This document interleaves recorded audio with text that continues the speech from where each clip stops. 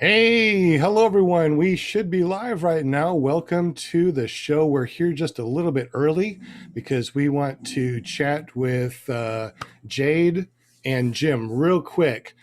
Jim is going to be putting together our calendars. Dogs, I don't know. Don't hear it. Can you get the dogs out? They shouldn't be in here anyway. Jim is putting together a calendar for us. If you go to paramotorcalendar.com, you can upload your paramotor pictures. Jim is going to put it together, and we're going to be giving out and selling these paramotor calendars. So where do we go to find you, Jim? Well, make sure you get your pictures up there on paramotorcalendar.com. And then if you want to check out my company, you're more than welcome to at carepp.com. And yeah, we also got Care PPG that goes to your Facebook page. That's true. Absolutely. Well, thank you, Jim, for so much that you do for us on our show. We appreciate you. We also got Flying Flamingo Jade. She does some stuff on the side too, so we want to chat with her real quick. What do you do, and how do we get to you? So I do heat pressing, and I can do yard flags, and sublimated socks, puzzles. You can ask me some questions, and I can try to do some graphic stuff and with a heat press and sublimation ink. And you can find me on my Facebook page on Tomahawk Tees. It's TEES.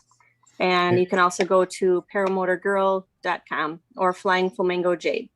Man, so many different .coms. Well, welcome to the show, guys. This is episode 66. We got Valerie Reed with us tonight. Let me go ahead and introduce you, which you probably already know, our panel. We got Linda Anderson. She's our cheerleader, and she's also a moderator in the background. We also got Jade and Eric. They're in the background too, Paramotor Co. and paramotorgirl.com. They're going to help us in the background with moderating. We also have Jim. Thank you very much for joining us. Never trust a skinny chef, Shane. He's going to tell us some jokes, and he's also going to moderate. And if there's any questions in the chat, he's going to let us know what the questions are. So he might just pop up and say, hey, we got a question. We also got PPG Tommy in the house. Welcome, ppgtommy.com. JP Tulo. He's our tech guy. He's going to be putting your name in the spinning wheel thing, spinning wheel of Winnie things, and we're going to spin at 7:30 and at 8 o'clock. Make sure you say hi to JP Tulo in the house. And of course, our guest tonight, the one that you came here for to listen to about the SIV course, we got Valerie Reed. Welcome to the show, Valerie. Thanks. Woohoo! So Valerie, you went to an SIV course, but before we start talking about this, tell us a little bit about your background and how you got into paramotors. Well, I first got into paramotors when my boyfriend showed me videos of it last spring, and I didn't even know that it existed. And I guess I caught the bug, was super excited to see it.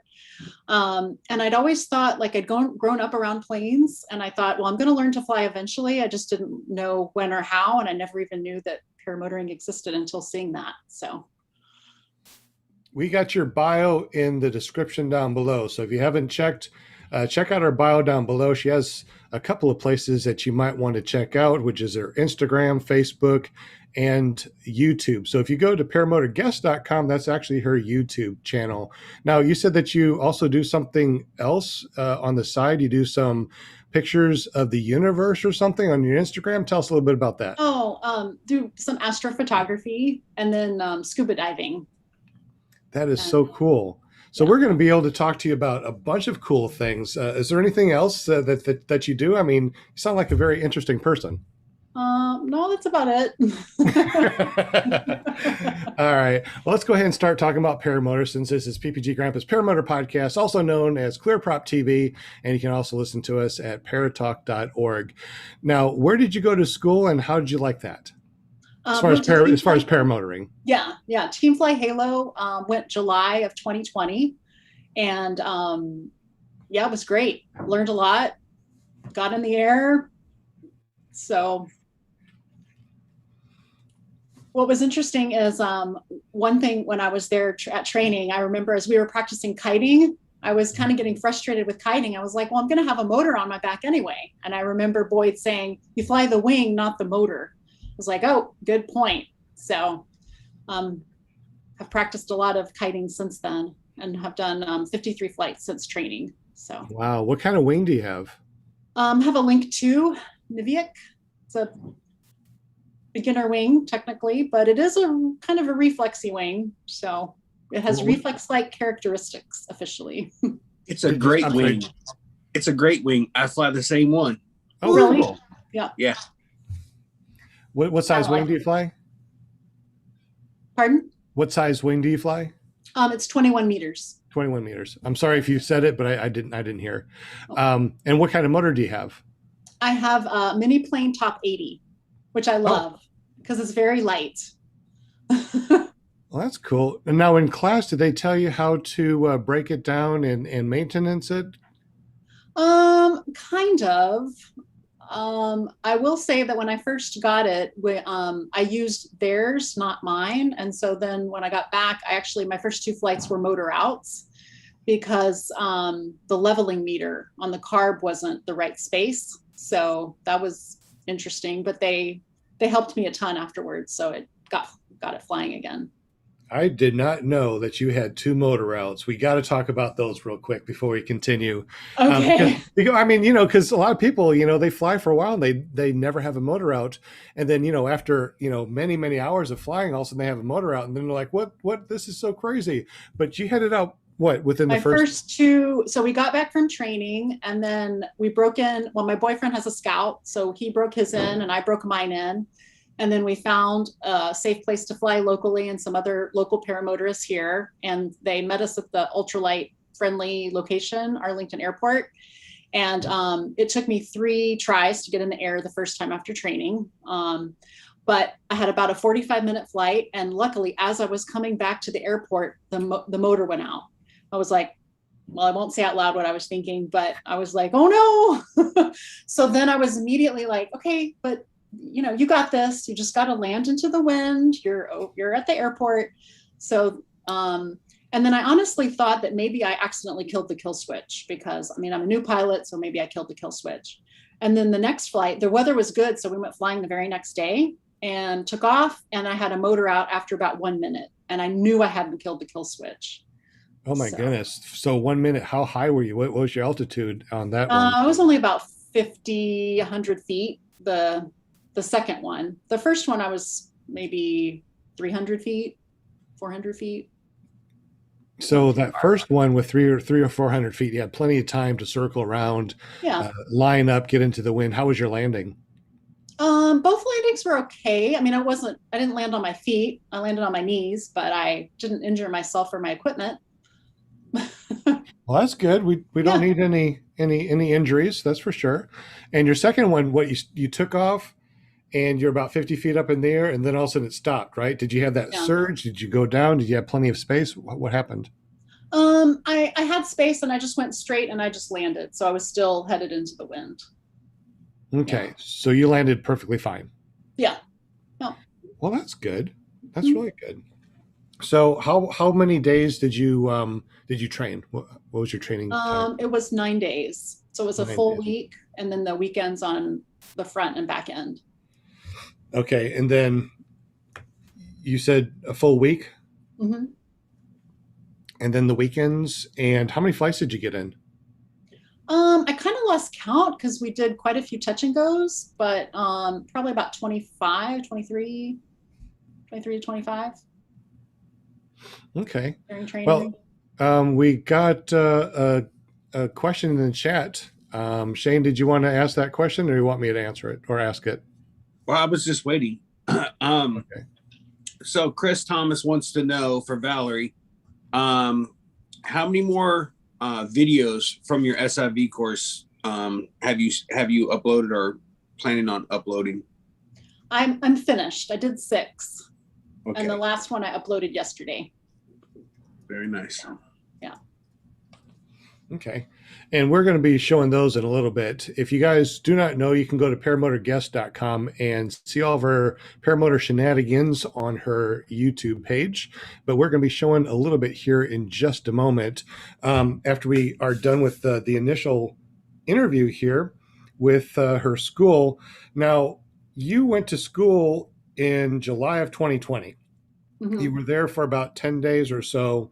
You had numerous flights, and then you thought to yourself, you know what? I want to feel what it feels like to pull a frontal and fall. So you decided to get on the horn, called up an SIV school, and you went down to do an SIV. From July of 2020, what month? How many months did it take for you to go to an SIV course? Went to an SIV course in October, so July, so basically 3 months later. Do you feel that you did you feel like going on an SIV course after 3 months of going to school is good? Did you feel like you learned anything? Well, I think for me, it was a fabulous decision because I really wanted to increase my bump tolerance because I was feeling kind of nervous in the air where there would be a little bit of a bump. So, and then our instructor at Team Fly Halo had recommended an SIV course and that it would improve our flying. So I feel like I learned more in 2 days at the SIV course than I would have in 2 years flying on my own. It made me feel so much more comfortable, so much more confident in the air. So personally, I would recommend it. But I mean, everybody progresses at different rates, but I was really glad I went. I learned a ton. I agree with you. I waited 6 months before I went to my first SIV course, and I felt like, I mean, my wing overs were just small S turns after the SIV course. I'm like, that was not even an S turn. I mean, that wasn't even a wing over. That was a small S turn, and my bump tolerance was amazing. Matter of fact, not too long after my SIV course, I started doing midday flying. I felt so comfortable with my wing, and you feel really comfortable with your wing too, right? I mean, you pulled your A's, you pulled your A's, and all of a sudden it went pop right back out, right? I mean, go ahead and explain about your SIV course. What are some of the things that you did, and how did they feel as far as like feeling comfortable? Well, I think the main thing is just seeing how well the wing recovers itself, how hard it is to collapse, how much force you have to pull. And then the other thing is how even if half your wing is collapsed, you can still fly on the other half, actually. Just fine. Granted, I didn't have a paramotor at the course, so I'm, heavier with the paramotor, obviously. Right. And the other thing I learned is I really should be looking at the wing when these things happen, because I didn't look at the wing a lot during the SIV course. And I actually learned a lot by going through the footage and making the videos, because then I was seeing what my inputs did to the wing, which was helpful. And I wish I would have been looking at the wing more during the course, but. I mean, it's pretty amazing. I mean, right now you pulled half your wing is just flopping in the wind, and you're able to turn and fly and do whatever you want to. I mean, so most people, when they first start off, they're scared to death of what you're doing right now, or scared to death of their wing, doing that. But how did you feel? Did you even feel like you were falling or anything, or how did you feel? No, actually, I felt just fine. I think because I was under instruction and learning, but I felt really stable. It didn't feel like I was going down that quickly.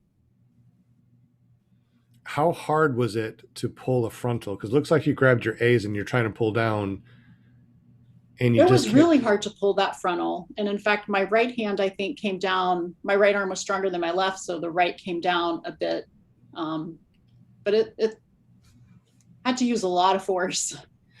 So now that you've been to an SIV course, do you feel like it's going to be like it'd be really difficult for your wing to give out and you fall to the ground? Like I'm sure most newbies think about. It's like, man, I don't want to have my wing fall out from underneath me and just fall to the ground. I mean, look at what it takes to collapse that. And as soon as you're done pulling, it just goes right back. Mm-hmm. Now, how's your... I can't really describe how much more confident it made me feel. Because before I felt nervous being in there, even though it was fun. And I felt nervous about, but afterwards I felt a lot more solid. Yeah, it really is amazing. And feeling the G-forces too, like after you pull that frontal and it catches that air and you're like, and you feel that G-force is pretty amazing. Yeah, that was really surprising. I screamed a couple times. pretty Yeah, loudly. Hey, Sean, we got a question in the chat. Yes. How soon after training do you think someone should consider SIV? This is a group thought. Anyone in the group who flies that has not done an SIV. So, Valerie, how long were you flying before you went to SIV? I think that was already been asked, correct? Yeah, I was flying about 3 months. That's probably on the early side, but I guess I think it's a personal choice, and everybody has a different answer for. But I'm glad I went when I did. Right, like your bump tolerance. After I got done with my course, it really made a different pilot out of me. It made a better pilot, and I couldn't be more thankful that I went and did it. I actually went back a second time and did it the second time, and I learned even more. Mm-hmm. What are we looking at? Oh, this is the reserve throw, which really, because of the camera angle, you could barely even see that I threw the reserve. It was very gentle, but of course I wasn't under any distress. So it was very hard to disable the wing there. And I was also actually looking forward to being in the water, because as a scuba diver, I thought, oh, I'll just float peacefully in the water. It'll be great. No. That couldn't have been further from the truth. Boy, with all those lines, I mean, it was a challenge. And so I think the other thing I learned, well, don't fly over water. And I don't ever plan to fly over water. If I ever find myself going into water, I'm going to start disconnecting my harness before I hit the water, because that would. I see that you're not pulling in your lines to create that stall ball. Yeah, I should have been more aggressive with that. Yeah. It's harder than it looks. I'll just hop in and say that. If you don't mind, I don't know if you guys can hear me. It is. Yeah. Yeah, you got to imagine there's a lot of wind, and that's a lot of fabric. It's pulling on you. If you imagine just like when your wings open, if you try and pull that in, you're not lifting your own wing up. It's pulling away from you with almost as much force. That's the whole idea why you want to pull it in, so you're not downplaning. But that was the first thing I remember thinking when I had my reserve tops, was that it's not as easy as it looks. You think you can just wind it in, like nothing, but it wasn't happening for me. Yeah, so many things are going through your head when you're going down on a reserve. Like, where am I going down? Where's this? Where am I? How high am I? I mean, your mind is going a million miles an hour. Mm-hmm. Brian Waller asked a question. What all maneuvers did you perform on your first 3 toes? On the first 3 toes, frontals, deflations, well, I guess asymmetric collapses, and throwing the reserve was the 3rd or 4th flight. So that was basically, yeah, frontals and asymmetric collapses. How'd you feel when you were doing them? Did you feel, like you were afraid? I mean, was it Yeah. scary? I mean, how'd you feel? Well, I guess I felt terrified and nervous, but also I felt like going through this experience is going to make me more comfortable with flying regular. Kind of like when you see a batter who they pick up 2 bats and they practice before getting to the plate, and then they have the 1 bat. Right. I kind of felt like that's what the SIV course would do for me, that it would really improve my bump tolerance, which it did hugely. And so I would just feel more comfortable in the air the rest of the time. Okay, we have some more footage that we're going to show here of you flying on your SIV. Any other questions in the chat that we need to address? Was there another question? I haven't seen any. I'm sorry, I stepped away for a second. No problem. Any questions on our panel that you'd like to ask Valerie as we're watching? Yeah, I have a quick question. Is there one particular maneuver that you enjoy doing, and is there one that you would never want to do again? Well, I'd never want to do the riser twist again. That's for certain. Hopefully that won't ever happen again. I actually kind of liked the stall and then the backward slide. Like, once you stall it and then you feel that whoosh back, and then you get to that point of backward glide, it was kind of kind of a peaceful feeling. And then, you know, then you let it go, and it's nice because it's just resetting the wing. But I forgot to check the surge almost every time. So then it would whoop out in front. The the tail slide, I haven't actually done that yet. I've seen it done. It looks awesome. But yeah, that surge, when you decide to come out of it and start flying forward, and that wing shoots way back, and then you know it's coming. And Yeah. oh man, that one gets me a little nervous.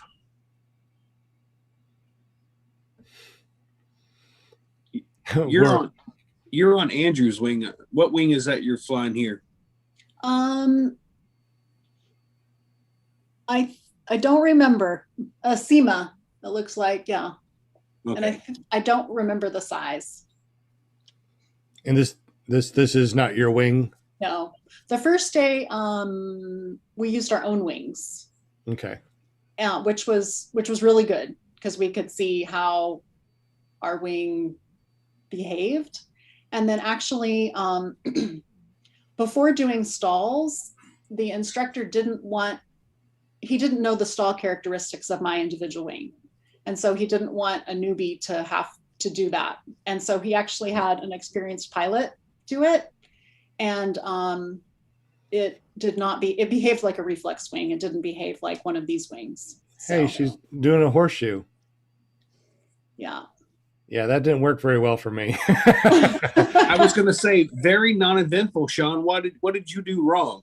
My Roadster 3 would have been perfect for the horseshoe, but my Gin Vantage, not so much. Looked very benign, very easy, just like what Shane did. I went into a riser twist when I tried to do that with my Gin Vantage. But my Gin Vantage only has A's, B's, and C's, and it's a hybrid. It's a mountain / motoring wing. So maybe that has something to do with it. I'm not sure. There is a couple questions in the chat, or actually Eric's dropped them in our chat. Let me go back here real quick.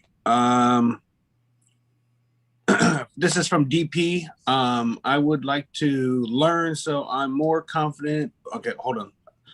Let's see, from Tom Sutherland. What was it that you think improved your bump tolerance? Just the knowledge of wing flying, even with the intended malfunctions. So with your bump tolerance, what do you think improved your bump tolerance? I think before that, if there was any little bump and I looked at the wing and I saw it flapping even a bit, I felt nervous. Like I was kind of afraid that it was going to just collapse. And then after seeing, well, first how hard it is to collapse the wing. And then secondly, even if part of it is collapsed, you can still fly it. I guess it made me just not freak out, basically, is what was the most helpful. And I know I'm kind of repeating myself, but that's fine. Yeah. So when your boyfriend showed you the video and said, let's do this, what did you think? Well, actually, he showed me the video and then I called up the person and signed us up for training. So it was kind of, I mean, he wanted to do it too, but I think I had never seen paramotoring before. And I grew up around planes because my dad had been in the Air Force, and then I was actually in the Air Force myself, but not as a pilot. And I kind of thought, you know, at some point in my life, I'm going to learn to fly, but it'll be later. And so then when I saw this just seemed more attainable and also more fun because you're kind of out in nature more and you're like closer to the environment. So I just wanted to do it, and it was a good time last year to go to training. What type of flying do you like to do? Do you like to go high? Do you like to go low? I'm still kind of developing. I like to see pretty things. So I think cross country, kind of adventure ones. Maybe I'll do a little acro, but I'm far from doing any acro on my own. I'm still a new pilot. So that's right. Yeah. I don't like to be super low. I kind of just like to be up and just chill. So What's the highest you've been on a paramotor? 3,000 feet. Okay. So not super high, but That's high enough. yeah. Any wants to, I'm trying to word this correctly. Any wants to go to the Mile High Club, which is to fly your paramotor to the mile mark. Well, sure, eventually. Yeah, definitely. But I'm not in any rush either. I'm just going Right. to let things develop naturally. Oh, it took me over a year to finally do it, but I've done Yeah. it now. And it, like I said, it's taken me, I think I tried 3 different times. And finally this last time I just hit the throttle and went for it. Everything was smooth and great. So Mhm. it was awesome. Cool. JP said that he's having some problems with his internet. Are you able to do the spinning wheel, or we're gonna? Yeah, I think we're okay. Okay. We're gonna spin the wheel in about 5 minutes. So if you're in the chat and you haven't said anything to JP, please say hi to JP in the chat. It looks like you're doing some stalls. How hard was it to stall that wing? And did it do what you expected it to do when you stalled it? I guess I forgot to check my feet there, as you see. I guess I didn't really know what to expect the first time, although the instructor went over exactly what I was going to do, but it still was a surprise. Right. And I guess I just went with it. I don't really know how to explain it better than that. Did you lose your stomach at all in any of the maneuvers that you tried? Yes, Did you? a little. I mean, just especially on the very first one, the very first frontal, I was like, oh my gosh.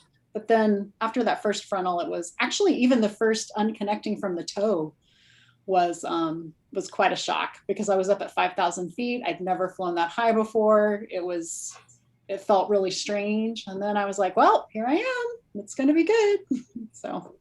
Sounds like you probably already made it to the mile mark. That was the longest I think I've ever seen anyone pull a stall like that. When I did my stall, I did not stall that long at all. I was kind of chicken the first time I've ever done it, but looks like you really did a good job at doing the SIV course, and I'm impressed. I'm impressed at all the cool stuff that you did. Thanks. So that your first time being pulled or getting towed, Yeah. and you're kiting the wing and the boat's taking off. You hear the boat and they're telling you to hold. What is going through your mind? Because for me, that was probably the most scariest thing I've ever had to do.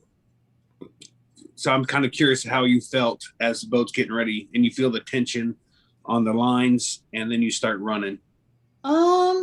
I don't know. I guess I'd never been towed before, because in our training we wouldn't have a tow. I didn't go first that day, so I'd seen other people be towed, and they went through exactly what we were going to do when we were towed, and we had to bow first to make that we were sure we were totally ready. So I guess I think I felt excited. Like I was ready to get up in the air and ready to go, and was excited to be towed up. And your first pin off, how nervous were you with that pin off the very first time? Were you expecting like a surge or a snap or whatever? No, in fact, I screamed. I was shocked. And in fact, I put a little, what are they called? Where after the credits, you put a little blooper thing. Right. I think it's at the end of the stall video. I put the first time I pinned off, which is like, I freaked out and screamed. And then the second time I pinned off, it was like, okay, I pinned off, like, because I knew what to expect. But. Yeah, that very first time I pinned off, I was just expecting this like surge of either forward or backwards. And I was just like, he's like, all right, pin off. I'm like, I'm not sure about none of this. Like I wasn't 100% confident on that pin off thing. And I was just like, oh, dude. Valerie, how high did you get towed up to? 5,000 feet. Dang, I only went up to 4,400, I think it was. Which, when you look down, if you've never been that high, which was the highest I've ever been, was being at this point of my piloting. I'd never been that high. Now you're asking me to go up there and collapse my wing. I'm like, yeah, I don't know about that. Every one of my collapses or whatever I did, my face first turned red because I was holding my breath, just waiting for the world to come really quick, and it never really happened. I mean, I did have a couple little, drops or what have you, but there's nothing like an actual free fall. Like the bottom. I never just felt like fall I out. was free falling. Right. I mean, even during the riser twist, I didn't feel, you could look and see that you were falling, but I didn't have that feeling of like free falling. Yeah. That's what I was surprised about. Even with your wing completely crumbled up, it's still, you're not feeling like you just jumped out of a plane without a parachute. It's Right. just, you're falling, but you don't feel that you're getting like to the 120 mile an hour velocity that going towards Earth. It just feels like you're falling. It just doesn't, I don't know how to explain it, but you never feel like it's just like the coyote where he just steps out on the end of the runway or the cliff and then he free falls. It's nothing like that ever. Yeah, that's true. I didn't feel that way either. You setting up for a 50%? Yes. Now you did the lean into the deflation and lean out and steer. Mhm. You did that? Yeah. I thought that was the coolest thing. It's just when you fly and the wing does that, it's still flying and it's I know. amazing. And that's where the confidence for me in my equipment got so strong. Even if half that wing collapses, you just lean to the other side and just keep going and Yeah. wait till the wing works itself out. It was absolutely an amazing course. And I do absolutely love how you remain calm in your riser twist. And then when he came out of it, he's like, you go, we need to work on our we didn't go over riser twist. We need to go over riser twist. Well, I had learned, I knew like you try to reach above the twist to try to steer, but my arms were too short. Like there was no way I could reach above it. But going back to what you said about steering with half the wing, I think that was after I'd done a couple of the asymmetric collapses, then I turned all the way to the left and then all the way to the right with the same collapse. And that made me feel a lot more confident because you're right, even with half the wing inflated or deflated, I could still turn either way. I could still land safely. So, yeah. All right, Sean. JP, are you ready? We are at 7:30. If you said hello to JP, we're going to spin the wheel for something. What are we going to spin the wheel for? What do we got here? Do you want to spin the wheel for something for you? Dragon Campers is going to give you a free shirt. The free shirt is either going to be this one. Look at that. He even has this cute little face on it. Dragon Campers. And we also got another Dragon Campers shirt like this. Very comfortable. So he is giving away a shirt today. So just if you win, just go to clearproptv.com, fill out the form, and say that you won a shirt from Dragon Campers. We'll also send you a free sticker too. Ready, spin when you are. Real quick, a big shout out to Kent Stamey. Man, Kent Stamey is donating freaking every week. I don't think we could do the show without him. Mark George, of course, threw in something, and DP. Really appreciate the donations, guys. And everyone else, we just appreciate you being here. Don't have to donate, for this show to be a success. So we really appreciate all of you, and we appreciate the thumbs up. So, if you haven't given us a thumbs up, it goes a long way.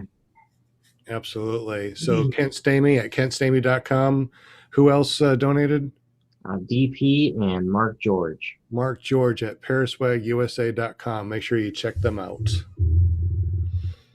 Walter, you're going to get stuff, so I don't even know why yours is on here. Yeah, Walter's on the wheel, even though we're sending him a care package. Slow days. Slow days. He's a repeat vendor, isn't he? Slow days. You have won a free t-shirt from dragoncampers.com. Make sure you go over and check out dragoncampers.com. Where's that forward to? Looking forward to his YouTube channel.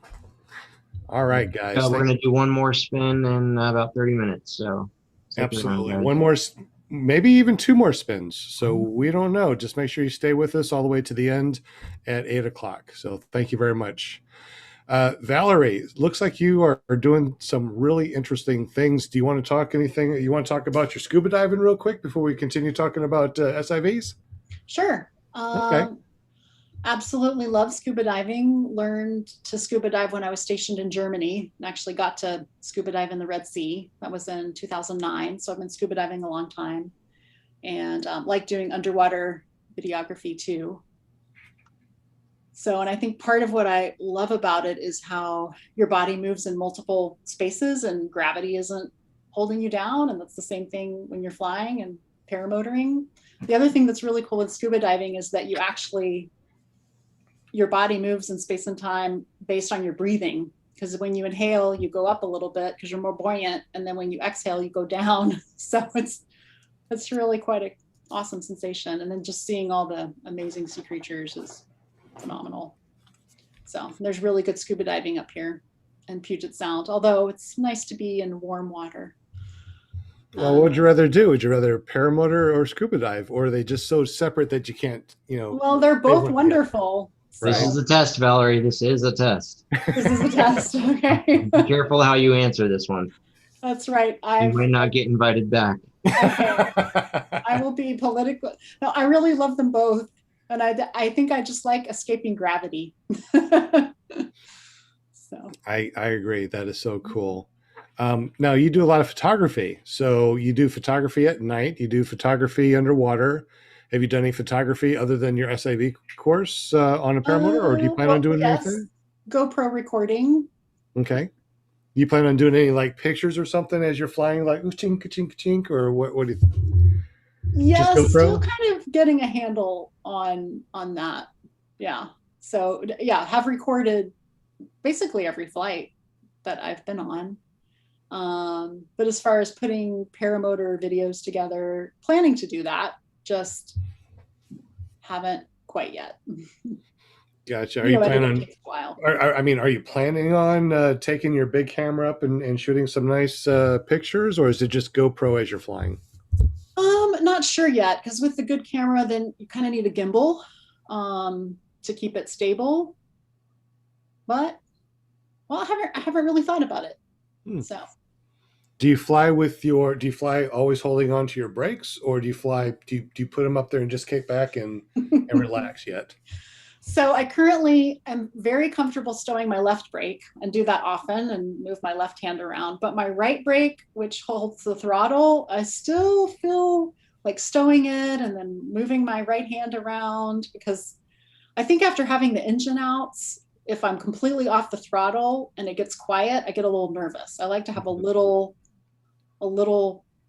pressure there. And actually still, like, I've stowed my right brake several times, but I feel nervous completely stowing my right brake.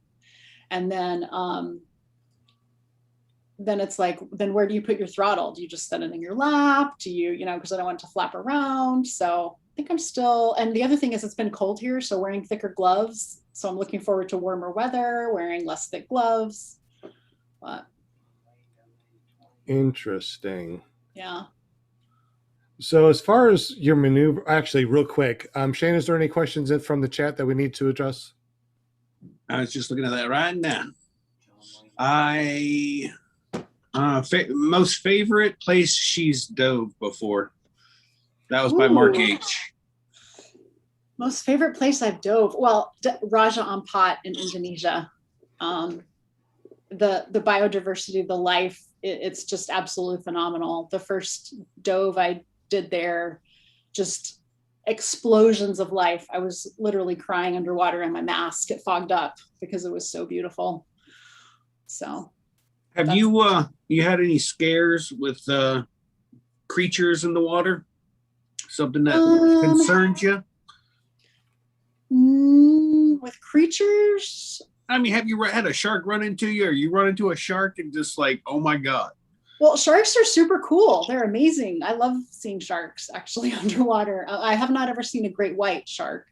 That would probably make me a bit nervous, but seeing other types of sharks, silky sharks, hammerhead sharks, we actually go white tip reef sharks. We're trying to see the sharks, whale sharks. Oh my gosh. Woo. So yeah, haven't had any scary critter incidents. Like an octopus attacking you? Because I've seen a guy in Australia just was swimming or something and got attacked by an octopus. It was fighting off.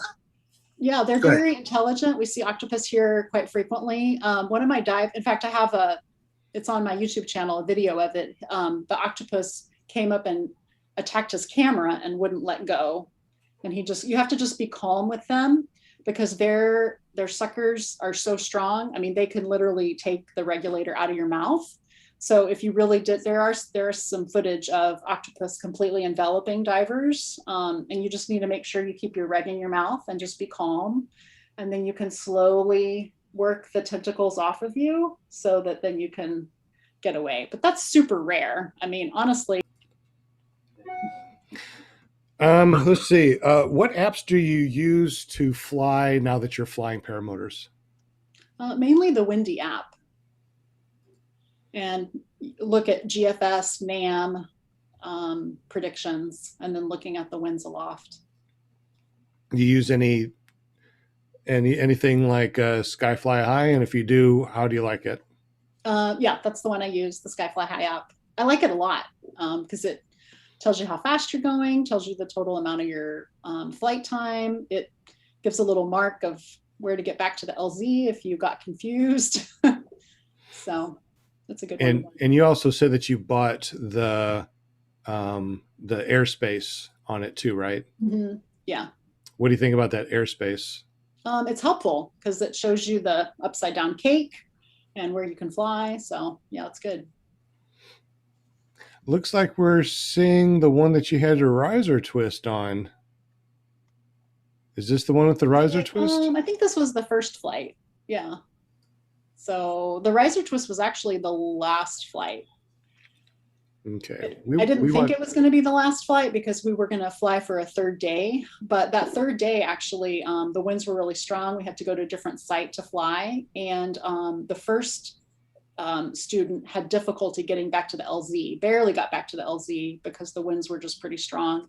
And then actually the next student had just finished his training at Aviator PPG, and he didn't make it back to the LZ. And so he landed in the swamp. And so going to kind of help him out of the swamp, then we decided that, well, the instructor decided, you know what, we're going to call this last day due to weather. So, but still, so I got 2 full days, which were great. Like I said, I felt I learned more in 2 days there than 2 years flying on my own. So it's good. Are you planning on going back and doing another SIV? I definitely am. I think, well, certainly when I get a new wing, I want to go back, but I'm not in any rush right now to get a new wing. I still have a lot to grow and learn with this wing. But yes, I definitely plan to go back. Wow, listen to this. Yeah. Kent Sammy just posted in the chat. His first dive, the instructor said, in case we see a shark, don't panic. Everyone form a circle, hold hands. The instructors will get in the middle and all swim up. That's wild. I don't tell if he's joking or not. Is that a common thing to see a shark when you're down there? Well, so probably depends on the water. Sound, there's only one type of shark we see, which is a 6-gill, which they're, for the most part, very docile, calm. Right. I mean, they don't attack you. And in fact, getting to see a 6-gill is like super cool. And I've only seen a 6-gill one time, and it was amazing. So it's not like Jaws down there. No, not at all. Sharks are good. I'm going to move forward to a nice big collapse. Look at that thing just flapping around behind you. Mm-hmm.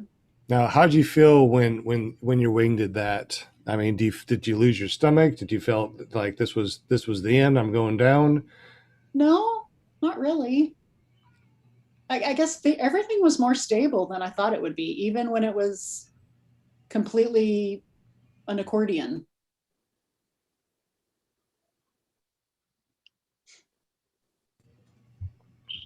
John Wayne in the chat dropped a big love the SIVs. A nice donation Thanks. I really think that every time that you get a new wing, it's time to go do another SIV just so you can learn that wing.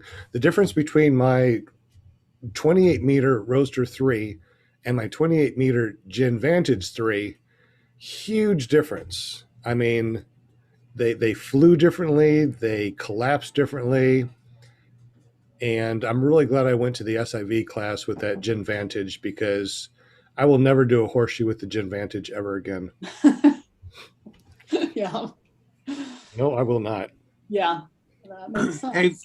Hey, Valerie, do you fly with a reserve or two Yes, I always fly with a reserve. and flotation? I have flotation. I haven't put it on my rig, but I have never flown over water except for at the SIV. So, Okay. yeah.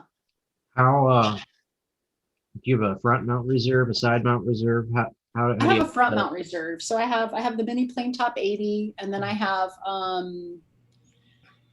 it's the reserve I bought from Team Fly Halo. I don't remember the name. It's in a black case, and Is it's it- got the red right here where you check these every time, and so it's right here in front, and I could pull it with my right hand or my left hand. Is it like a permanent mount or like a temporary? No, you clip it into the carabiners. Put it into your regular Time. carabiners. Mhm. That's Yeah. that's what I've been using lately. Yeah. It's convenient, if you're not on the same motor all the time, or Yeah, I don't it's know. mobile. Anybody on the panel have any questions for Valerie? I'm all caught up with questions in the chat, and so with your reserve, I know it's front mount, but do you ever not look at it and just reach down and grab it just to see where the handle is? Yeah, I During- practice just to have that Yeah, muscle during- memory. Right. Yeah. I do it 3-4 times every flight. I want to know if something goes wrong that my hand isn't going to fumble around to try to find the handle. I want to know it's there. Yeah. On a related note, Shane, I'm glad you mentioned that because for the beginning of my career, I always had a side mount reserve, and without a doubt, any question, you just drop your arm like that, and your hand's on the handle. I've almost found that it's a little bit trickier to get to the front mount, just because sometimes your risers can get in the. It's not that it's difficult, but it's different. So I think both setups have their pros and cons. But Mhm. absolutely, always drop your hand or move your hand to the handle, just so you always have, like you said, the muscle memory of always knowing where that handle is, just in case. Yeah. So, Valerie, during your SIV, you only had 1 or 2 reserves. One reserve. Yeah. All right. And for the panel, front or side reserves? What do you guys prefer? I have a side reserve, so that's the only one I've ever had, so I don't know the difference. Mm-hmm. I think I like a side reserve better, but a front reserve is way more convenient to move back and forth between free flight and my motor harness. I think What are you going? I think the ideal setup is to have a permanent mounted side mount on your main rig, and then have a backup front mount to have if you're going free flight, or if you're hopping on a buddy's rig, or if you're hopping on something else where it's not properly sized for you. Yeah, just because I find with my front mount setup, I don't always take it, and if you've got a permanent mount rig there, you're always going to take it. You're not going to give yourself that option of, well, I'm probably not going to break 1,000 feet, so what's the point of taking it? Sean. Yeah. Well, So, that's because I'm like 5 feet off the ground the entire time because I do low and slow. right. But really, we should always take it. Exactly. It's Don't do what I do. Yeah, do do what what I I say, not as we do, is the saying. So because this last weekend we were out with a bunch of friends, and the entire time I flew, if I broke 100 feet, I'd be surprised because I was just low and slow the entire time. Any other questions? I think that we got one from Mark H. PPG Trike Jockey. What reserve brand does she fly with? Did you say that you don't know the brand, right? I don't remember. I can find out and let you know. Okay, well, no problem. Valerie, don't worry. I don't even know Okay. what brand my reserve is. I tell you what, go over to her channel, her YouTube channel, and you can get there real quick by going to paramotorguest.com. Subscribe to her channel and hit that bell notification. She will do a video sometime in the future telling you about the reserve that she has, but you got to subscribe and hit that bell notification. That's my plug for you. Okay, thanks. Oh, also another question from Bill H. Do you go to fly-ins, or do you have any plans on going to a fly-in? Yes, actually, we're planning to go to Sand Lake in Oregon in the middle of May.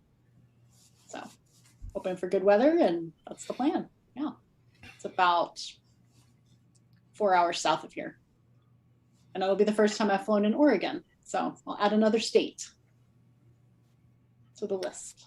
Good deal. So yeah, so how many states have you flown in so far? Oh, well, I guess just 3, because California for training, and then Florida for the SIV course, and Washington mainly, because that's where I live. That's awesome. Any free flight goals living up there? Sorry, had to ask. Go ahead. Sorry, go ahead. Any free flight in your future, or is that you motor on? Possibly, yeah. There's definitely paragliders. In fact, one of my friends is a paraglider, and so it's a possibility. I will say, like, I watched one of his recent videos, and the takeoff, it's slow, and then he finds a thermal and gets, so I don't know. I really like having that motor. But Yeah, with a paramotor, you can find your thermals. You just reach up and hit that throttle, and it's the thermals you ride on up. Exactly. I feel I the know. same way. No desire whatsoever to free fly. yeah. Sorry. We got another question. Right hand or left hand throttle? Well, I currently have a right-hand throttle, and that's really all I've known. I have thought about maybe switching it because I'm right-handed, but I've also thought about actually switching out the throttle because the mini plane one is very predominant for the index finger, but I guess I still feel like I'm new enough. I'm still getting used to the equipment that I have, but so I'm not the best person to ask that question. Gotcha. Jim Senard also asked, what's the largest fish that you've seen underwater? Probably a whale shark. Oh, and how big is that? Oh, it was huge. Like, It sounds huge with it being a whale shark. Yeah. yeah. About how many pounds or how many people would it be? I mean, how big would it be? Like a Maybe boat? 40 feet long. Oh my gosh, really? Yeah. In the Socorros, and then huge manta rays, just gigantic ones off the coast of Mexico in the Socorros Islands. There's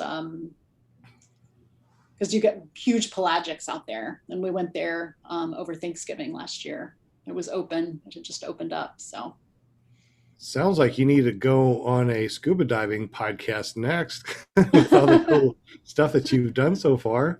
Well, I appreciate you sharing so many adventures with us. It's coming up about 5 till 8, and I know that you had said that you got to leave at 8 o'clock.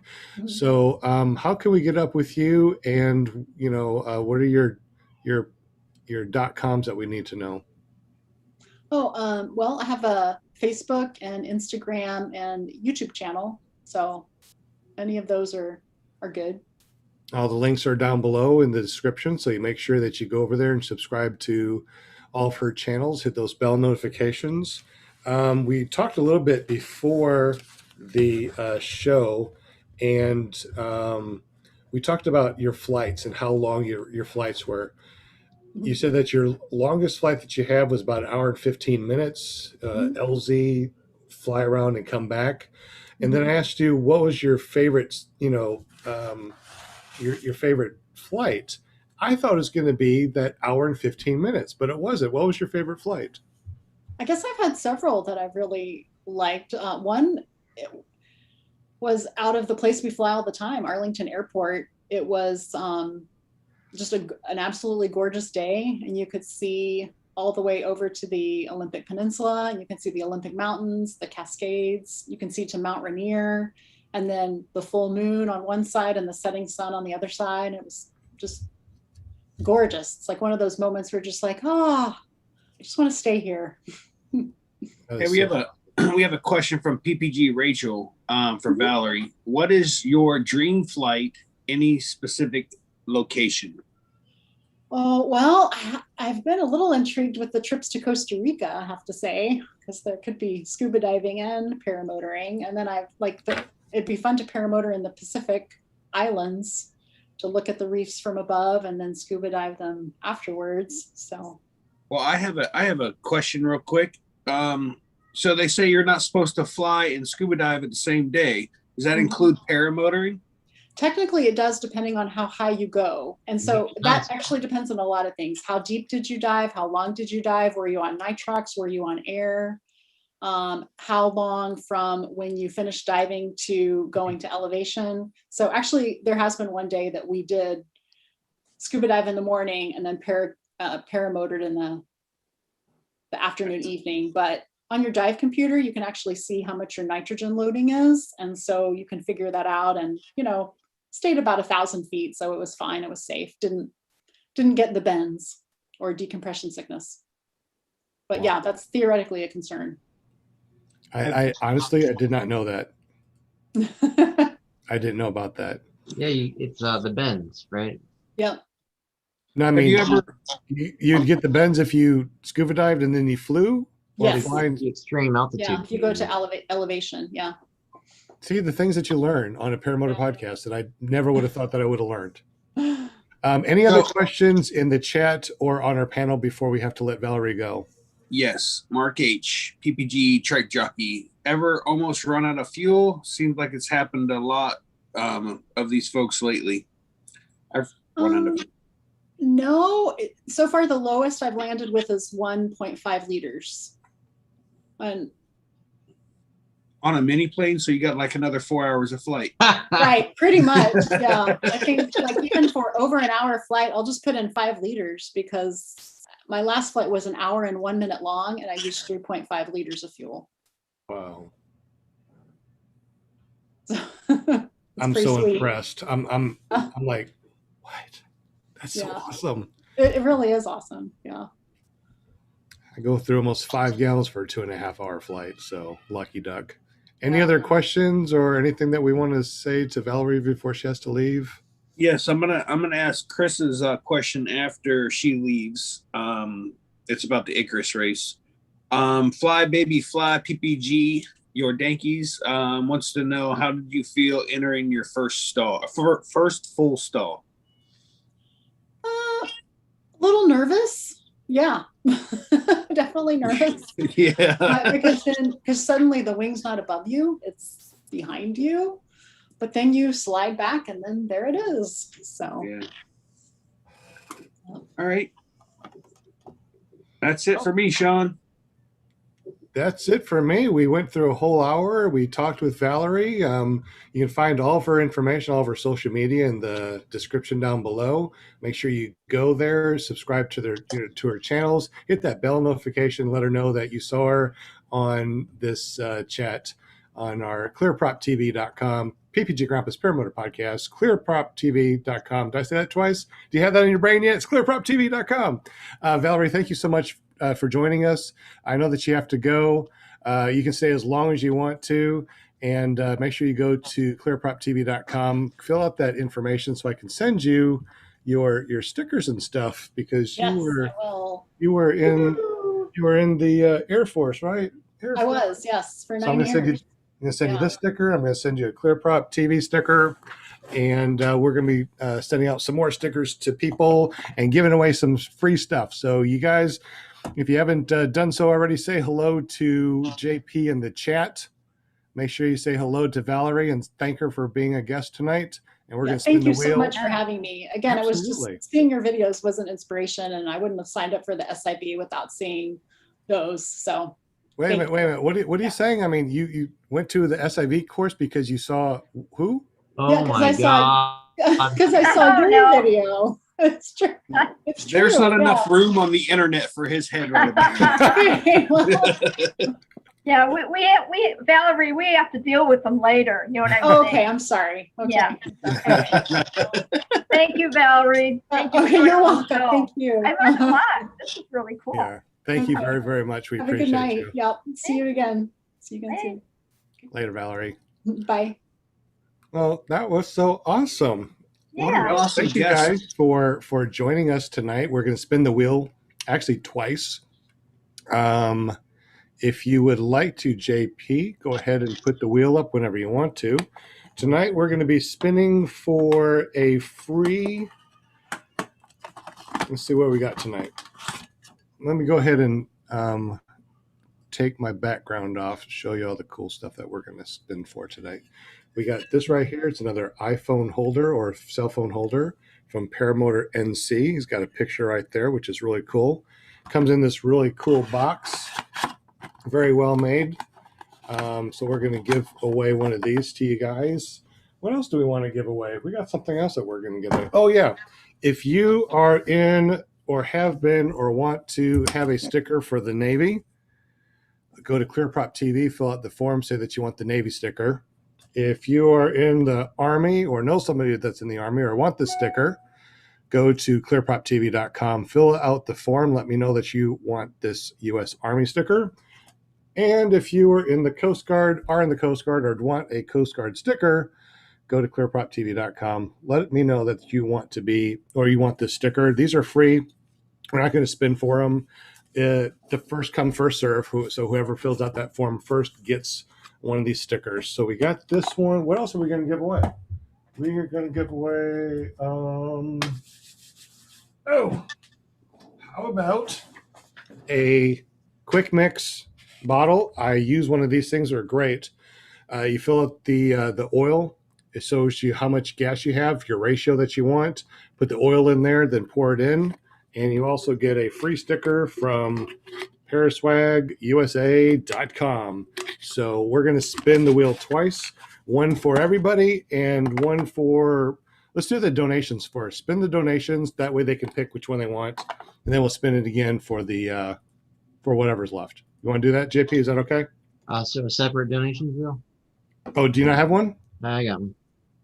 Hey, real quick, Sean, would I be able to mix some alcohol in there and some fruit to juice to make sure I get my mixture correctly? Just I'm don't thinking pour it in your gas tank. before you put gas and before you put oil in here, you can mix your vodka and all your cool stuff that you want to, shake it on up, but don't do it, after you put oil and gas in. I wouldn't do that. Yeah. Have an aftertaste.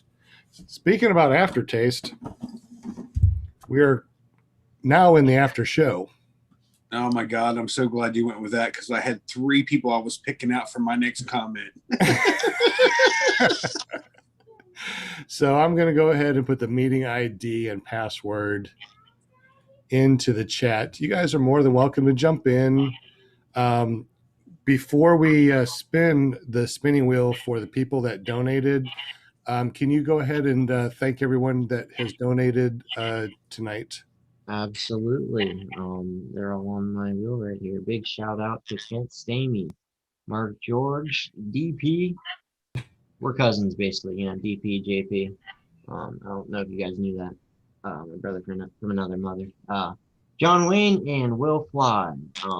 Really appreciate you guys doing that. And on another note, I just want to say, what an awesome guest, Valerie Reed. There's a lot of people in the chat just saying how great her videos were. It's both scuba and paramotor. She's got some awesome hobbies there. It's really Absolutely. cool. Oh, she's up to 83 subscribers. So Yeah. thank you very much, guys.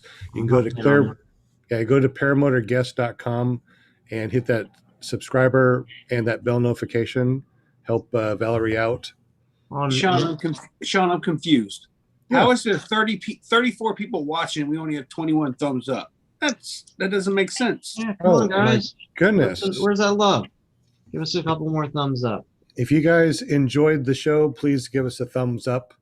If you didn't, give us a thumbs up and leave us a comment down below and let us know what we can do to make this even better. Absolutely. On that note, Sean, I just want to say we're not, professional podcasters, guys. We're just a bunch of people that love flying, getting together, chatting about it. If you guys have any constructive criticism, please share it with us. We're always interested in ways to do better and make the show more appealing to everyone. So we love you guys. We love flying, and that's just what we're here for, is to share the passion. So Absolutely. I'm glad I made the show. My wife and I, we almost missed the show tonight. We were playing hide and go seek at the hospital. You know where the worst place to hide at the hospital is? Where is that? The ICU. Oh, God. That's right. That's right. Oh, We need to talk. We need to do jokes, guys. If you're in the chat, please Stop, put Shady. some jokes into the chat. Jump on. That was Tell us some terrible. jokes. We need to do some jokes on the episode. Boo! That was good though. I Boo see this man. that was good. Hey, JP, that was hook, line, and sinker. You would just gobble that up. Where is boy. he going with this? You mentioned hospital, and I was like, oh, I shit. know. Who's he I going was to the like, what? hospital? I'm What? just glad he went to hospital. He's talking about him and his wife hiding. I didn't Yeah. know where it was going either. I didn't know where this was going. My wife and I were playing hide and go seek Hide and with go wrestling. pickle or something. Gee, man. I was like, oh. We already spin the wheel. No, let's go. All right, what are you waiting for, guys? Yeah, spin the wheel. So whoever wins the spinning wheel here gets the choice, and then we'll spin it again for anyone else that's out there for the other prize. So whenever you want to, Mr. JP. You can find JP and all his shenanigans over at jptulo.com or ppgjp.com. Go over and check out Flying Flamingo at paramotorgirl.com, the Parachick at theParachick.com and parachickpies.com. Never trust a skinny chef Shane.com. Linda Anderson over at, what was it, Linda? What's your .com? ParamountUSA.com. And Kent Stammy won the spin, the first spin. Kent, which one would you like? Would you like the iPhone holder or the quick to mix bottle to mix up your oil and gas? So Kent. And of course, make sure you go over to clearproptv.com, fill out the form, let us know that you won, well, whatever you won. What did you win? What do you want? Kent Stammy at kentstammy.com. Really appreciate you, Kent Stammy, Will Fly, John Wayne, DP, and Mark George. I always appreciate it, guys. Always appreciate you guys. Alms for the And poor. with that being said, we always appreciate just you guys coming and watching the show, and we appreciate Right. the thumbs up. So, Yeah. Hey, real quick, do you know why eggs don't tell jokes? here we go. Because it cracks them up. Oh, my God. Oh. You need to go back to the hospital. Oh. That cracked me up. I must be an egg. It was an excellent question. I mean, joke. And there's our Shaney. And the Have you hits guys, just have you keep guys a heard coming. that joke about the pie cost? About the what? About the pie cost. High top? Pie cost. Nobody can. High cost? Can't hear what you're saying. PIECOST. High cost. That's what I thought High she said. cost. High cost. No. What are you asking? You're supposed to say, what's the pie cost? Oh, what was the pie cost? About $3. Dude, I think that was worse than Shane's. I think Shane Okay, wrote that apparently I had way too many swigs of this, so I'm sorry. That's what you're saying. So you have to do it this way, okay? You have to get on a conversation. I did this one time. It was hilarious. I was telling my friends, and I'm like, dang, I go, I've been looking around the house all day for my pie cost. And, Oh, you know, okay. and I was told, don't lose it, and I went on, and finally, somebody asked the question, what's the pie cost? It's kind of like Man, I can't stand this room. I know. It smells like up dog in here. What's up, dog? Nothing much, bro. How you doing? Bird. Yeah, my stupid stepdad had one. He'd always say, "Oh, look at all that snoo out there. There's a bunch of snoo coming down." I'd say, "What's snoo?" He'd say, "I don't know. What's snoo with you?" Oh, yeah. Yeah. Hey, Yeah. Ken Stamey said, "I'll take whatever the next winner doesn't choose." Oh, okay. All right. So let's go ahead and spin again. So if you want to be on the show, make sure you get up with Linda Anderson at paramomusa.com. Check out Eric over at ppglear.com. Jim Senard, he's the one that's going to take care of us as far as our Paramotor Calendar.com. You can find him at CarePP and CarePPG. Do we have the spinning wheel or? Are we doing the regular? Yeah, we're doing the regular now. Okay. You can find Brooke. He's on our panel too. You can find him at ppgpirate.com. And of course, our one and only ppgtommy.com. Find Tommy and his shenanigans on his YouTube. Make sure you subscribe and hit that bell notification. Hopefully this summer, we're going to be doing some cool flying. I don't want to do my math. No joke. We need to do lots of that. Get on it.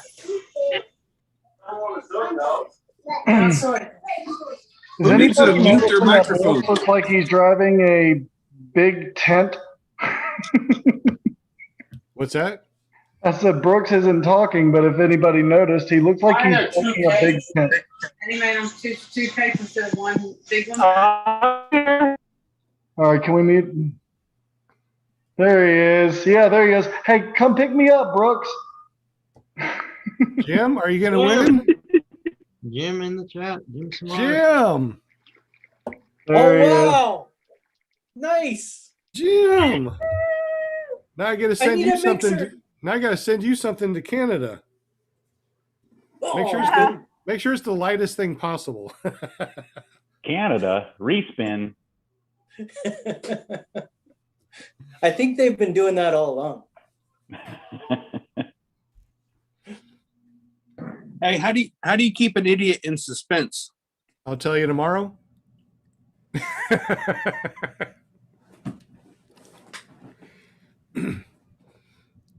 Yeah, that's an old one.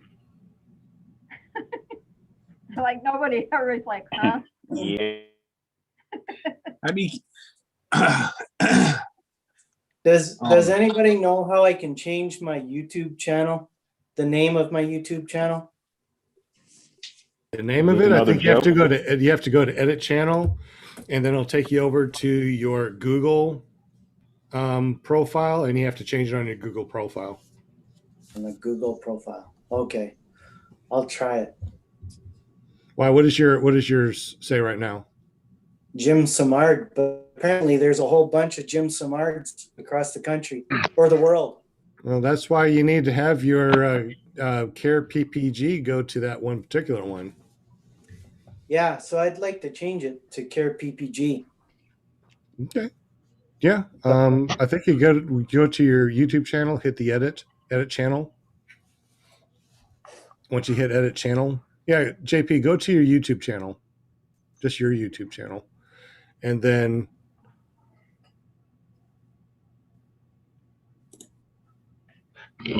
manage your account, and it goes personal information. Is that it? Yeah, and then you just change it right there, I think. I don't know. It's been a while. Has anybody noticed that Brooke, his background has so much weed in it, he has to wear a seatbelt so he don't fly away? That's what I was trying to mention earlier. I was trying to see if Brooks could maybe, like, since he's driving that big tent, he might as well stop by and give me a ride somewhere. Yeah, hopefully it catches on fire too. It's called the cannabis. The cannabis. The cannabis. Hey, Shane, I got a you're fired. passenger Look, too. you want a I'm job? riding along. I got Scott Shamka, the ferry trucker, here with me. Hey, Jim, how about I send you a sticker instead? Thank you, Shane. Wow. You know, Jim is the one that has made our Clear Prop TV stickers. So thank you very much, Jim, for making our stickers. We appreciate you. Hey, Dave Perry. You're welcome. I kept a bunch for myself. Just Yes. Which one do you want? Do you want the iPhone holder from Ben from Paramotor NC, or do you want the mixer bottle from Paraswag USA? the mixer. You get the mixer. All right. We'll send Kent out this. I'm writing it down so I don't mess up. Make sure you guys go to clearproptv.com, fill out the form, let us know what you won so we can send that out to you. Yay, congratulations. Yeah, I'll go right there. What? Oh, I haven't won anything. Oh, go if you want one of these stickers, go to clearproptv.com and say that you want a free sticker, and we'll send you a free sticker out. Sweet, thank you. Sure. Hey Shane, yeah. what did the duck say when she bought some lipstick at the store? I don't know. Put it on my bill. Hey, Dave. Dave, are Yes, you wearing sir. a Flash? Are you wearing a Flash T-shirt? Yeah, I am. Okay. It's irony. It's called irony. I got nothing. I promised myself not to make any jokes, and I'm. Yeah, definitely do not put Shane. Do not put your foot in your mouth. Should I? Oh, Sean. Hey, should I block half of it? My head hurts so bad right now. They call me the flat. We'll just go with that. Call you the Flash. No, just the flat.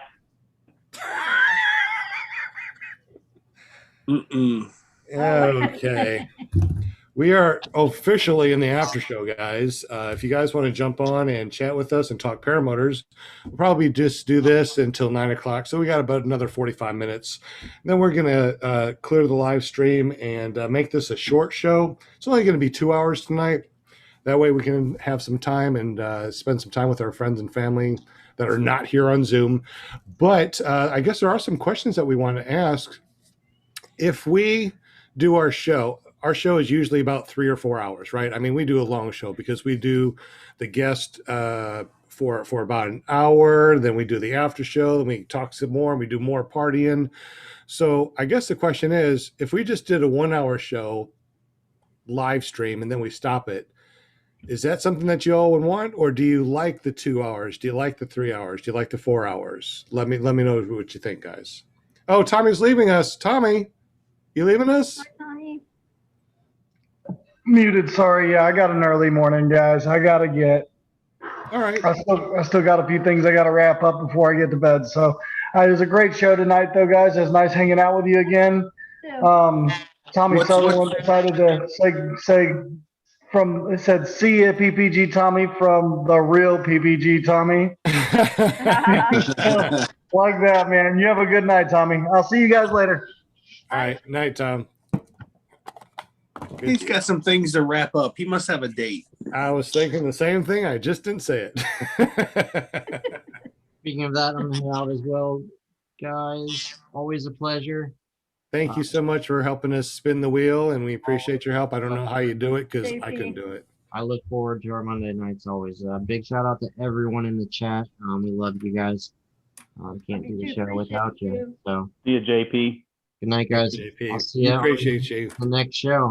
What do we have next? Since I appreciate how all the other shows have been kind of supporting each other. So what do we got? We got Strike Flyer on Wednesday, Robert Michaels on Thursday. What a dick! What was that? I'm sorry. What? I choking on something. You missed Beer. Tuesday. You're choking on vape. All right, guys. Because you didn't say his show. Oh! Oh. A big Skinny Chef Shane on Tuesdays. Tuesday night hangout. Tuesday night. What's your show called, Shane? Tuesday night hangouts. Tuesday night hangout. Awesome. And then what? There's a Sunday night show too. Our Paramotor Nation. OPN. Yeah, so almost every day of the week. And if you don't know where everything is, all you have to go is ppdzone.com, hit your resources, go down to Paramotor Podcast. And when you go down to Paramotor Podcast, which I clicked too quickly, I don't know why I did that, Paramotor Podcast, then you can see all the different shows that are on. There's ClearProp, all the different places you can watch and listen to ClearProp. There's Paramotor After Dark, The Time, your host, all the places that you can watch. Paraglidingtalk.com. Yeah. And there's all of his information. Our Paramotor Nation. The Paramotor Podcast with Anthony Vella. And if you didn't know, there's also Airy in the Air. And I guess we need to put Shane Show on. I mean, he's a paramotor guy, so Better, yeah, I think that qualifies. We'll have to add Shane, since he does talk a little bit about paramotors. A little bit. We all over the place. We just hang out. It's just the same thing we do when we go to fly-ins. You don't just necessarily talk about paramotors. We talk about everything. Yeah. And then we go back to paramotors, and then we talk about something else. Then we go back to paramotors, and it seems to be it's just a hangout. We just sit around and make jokes and discuss nothing serious. So how in the world would we get to your show? I mean, is there a .com for this, or we just have to pull it off our butt? Well, I think it's called ppgshane.com, which will take you to my YouTube channel. You think? I think. I'm almost. Tommy Sutherland wants to talk about helmets. That just popped up in the chat there, or in our chat behind the scenes. And magic helmets. Yes, ditto. Right, talk helmets. about spears and magic helmets. Do most of you buy your helmets from a source, or do you make your own? I've been very curious about that. I bought one, but I'm also going to be making one on a YouTube video in the future. They're really cheap, really inexpensive to make. You get like a skateboarder type. Yep. Type helmet. Oh, right here. So what are your thoughts about that? This is about literally Wisconsin Flat Sports. Oh, sorry. I'm sorry. This is literally my $50 helmet. I paid $30. Oh, let me turn the background off. I paid $30 for the helmet and $20 for the hearing protection. Sideways. I know. Hold on. Give me a minute. So this is my skateboarder helmet. Okay. They're like $30 on Amazon. I had to do very little carving of the earpieces. Actually, if I would have put these a little lower, I probably wouldn't have had to cut those out at all. Which, by the way, you can just use a razor blade. You don't have to use any power tools. And the most expensive thing is this crappy Cena that unless your wingtip touching somebody, you really can't hear him. So is that a real Cena, or is that a fake one? Is that like no? It's a real one. Is It's it like a John Cena, I think. No, it's real. That was a Shane joke. Right there. Okay. Shane, I got a really the cheap. inside of it, Shane. What's it look like inside? I got A lot really of grease. cheap one Is it that's like not really a padded, Cena. so protects your brain and everything when you're flying? It has a lot of hair pieces in it. No, I've But never seen like what's the inside look. I mean, how well does it protect you inside? You know. Inside Well, on takeoff and landing, it would protect me fine. At 100 feet and up, nothing's going to protect you. So it ain't just going to be your head at that point. I did not like how I did these. They stick out a little too far. I have never cut my lines on them, but I think they stick out a little too far. And then on the inside, if you can, let me see, right where my finger is, I tore out the padding and made sure that the bolt was in far enough that it wouldn't actually hit my head. That whole helmet build took me less than 20 minutes to do. Do you have a video? No, I don't videotape things like that. That would be too good for videotape. How old are you? Whatever. Are you ancient? haven't Betamax something in a long time, or VHS that darn thing. He's just got his porn on that stuff, Sean. I Don't do want like to ever Mr. get Cole. rid of Betamax porn. I'm telling you, man. But yeah, I mean, really, I didn't think about doing it. I watched another YouTube channel that a guy did it, and I was like, I can do that. And it took me less than 10 minutes to figure it all out, and then to do it. I honestly don't have more than 20 minutes in the whole thing. And it's lightweight. I actually took the, I haven't got my far out strobes yet, but this little crappy strobe that I have here, it's actually Velcroed to my helmet and then zip tied. Oh. Just those 3M cups? 3M ear cups? Yeah. Yes. Okay. And the same thing with my GoPro mount. It has the 3M tape on it, and then I don't know if you can see it because it's black, but I zip tied the base to it as well. So the top piece would actually literally have to come out. Here, let's do it this way. So now you can see. Good Lord, where's my camera? Come here. What the hell? You can see the zip ties. Yeah, but they're out of the way, and you don't have to worry about lines catching on it. But you can't take it off, and it can't fall off. So I don't want anything going through the prop I haven't broke yet. So notice I said I haven't broke yet. At some point, it's going to happen. Oh, what? That GoPro went on really easily and came off easily. Is that what? I've never had a GoPro. What holds them in place? Like, what makes that not fly out of there? So there's a little plastic, and you squeeze these in and out. Clip. Okay. Yeah, and it's got little catchers right here. So when you put it in, it just, and now it can't come out unless you push those two tabs in.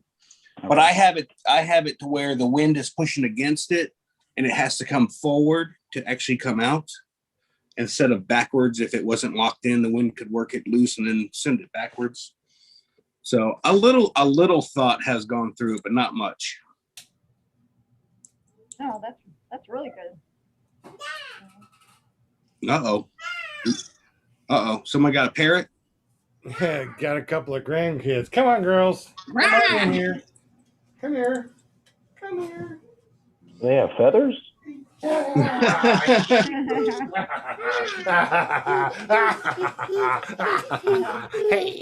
Hello, everybody. Hey, hello. Look at you. We can see you on TV. Hi. I know, right? Hey, look. clearproptv. Is that clearproptv? How come the grandkids don't have a clearproptv yet?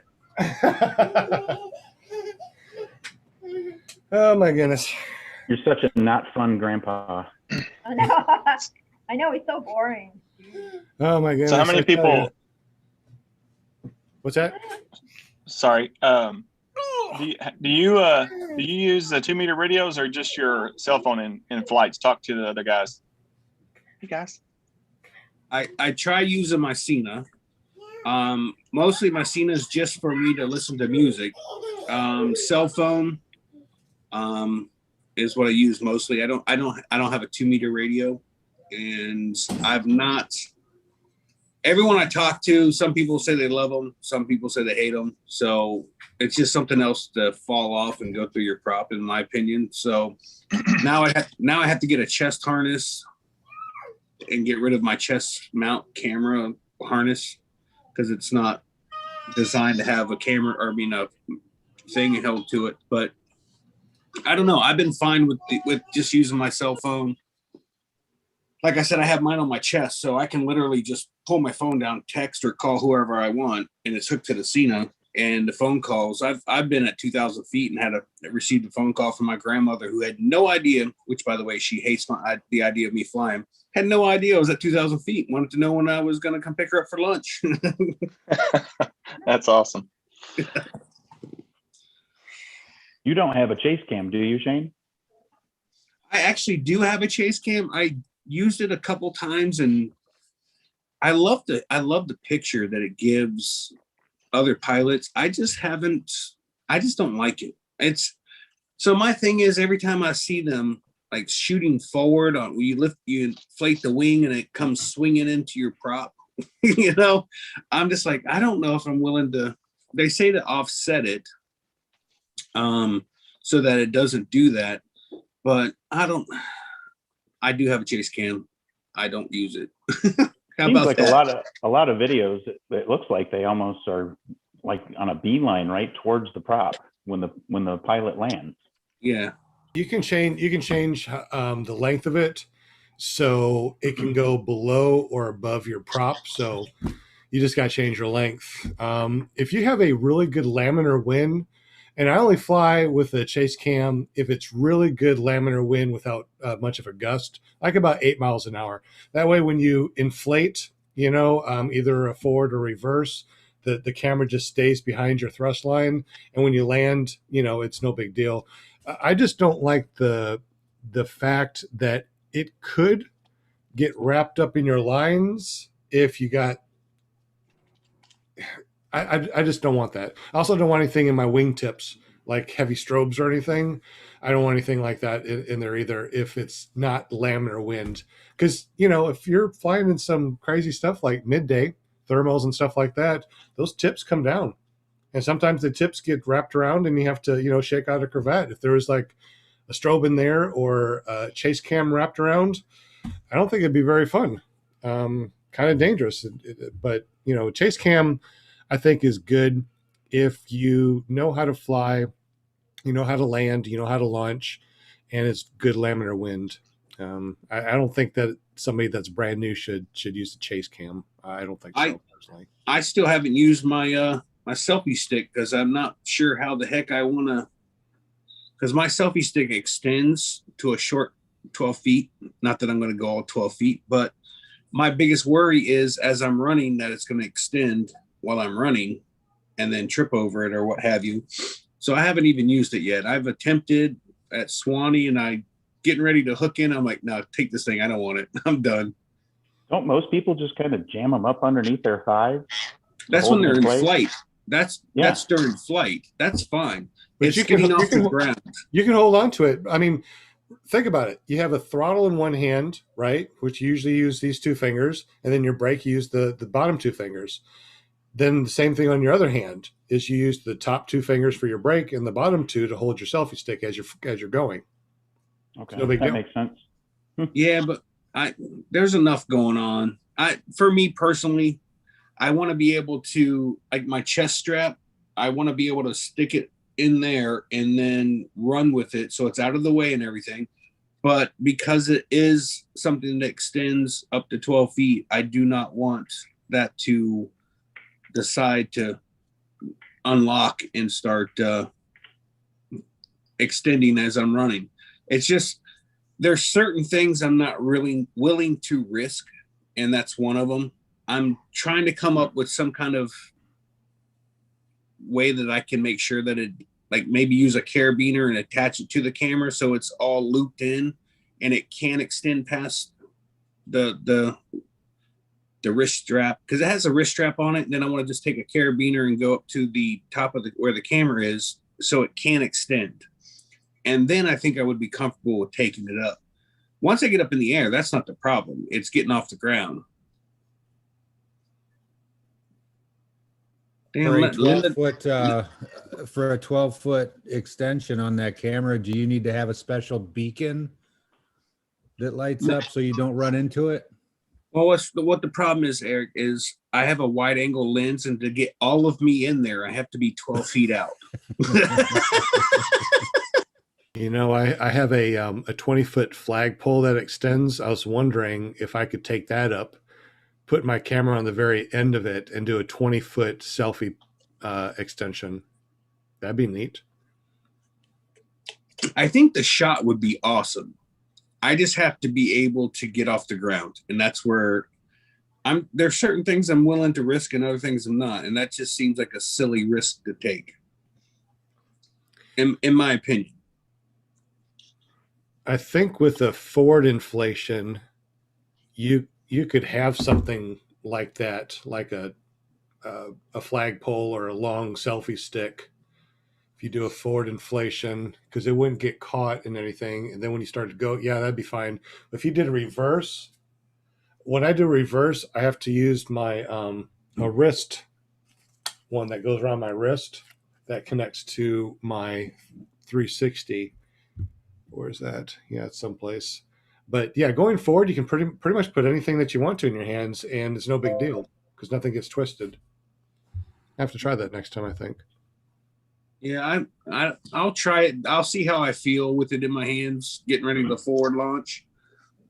But I know it isn't going in my right hand. There's enough crap in that hand already.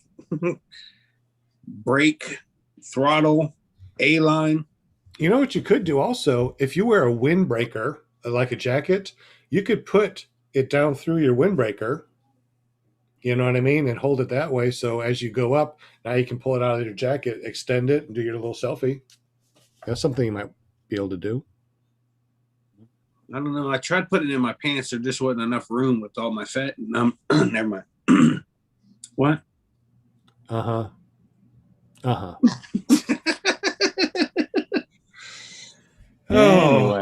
Anyway, we were talking about paramotors. Okay, here's a newbie question. I see people face plant. I see people butt land.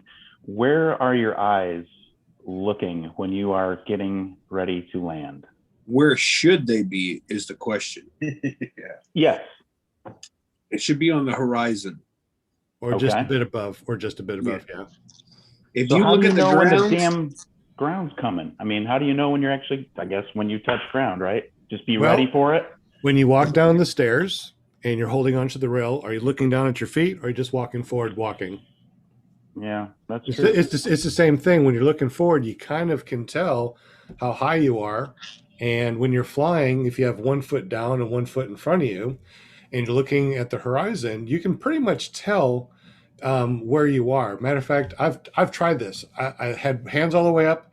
I had 1 foot in front of me, 1 foot down. And I'm like, all right, let's just see what happens if I go all the way down and I touch my foot on the ground before I even flare. Came down, I felt it on my foot. I flared. I was fine. So you could really just even wait until you feel it on your foot before you flare. Well, at least on my cage. At least on my cage. Dave, I ask the same question every time I fly, and I have a bad habit. I look at the ground. Yeah, and yesterday, Jade and I got some bad air, and we came back down, and I tried looking at the horizon, and then using, my peripherals as look, and I ended up looking down again. I got a bad habit. Now, when I'm in the trike, I can look out at the horizon, and I just flare, and we got smooth landings. So, I mean, yeah, it's a bad habit, and I'm trying to break it, but I'm afraid that if I'm not looking at the ground, I'm going to trip, and I'm going to land on and do a face plant. So with that said, I'm the guy that looks at the stairs when I'm going down, and I run into everything with this dome. So I don't know. I definitely can't help you. Yeah. Appreciate your honesty anyway. No, I'll start looking at the horizon, and then I glance down at the ground. Look at the horizon, glance down at the ground. And the closer I get, the quicker the two come together. Like, I'll look at the ground, the horizon, ground, horizon.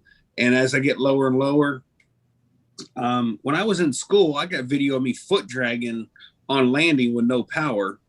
I can't do that now to save my life, and it's because I picked up the habit of looking at the ground too much. I do look at both, but I tend to hesitate a little longer looking at the ground before I look back up. And it's just a habit I picked up, and at this point, nothing.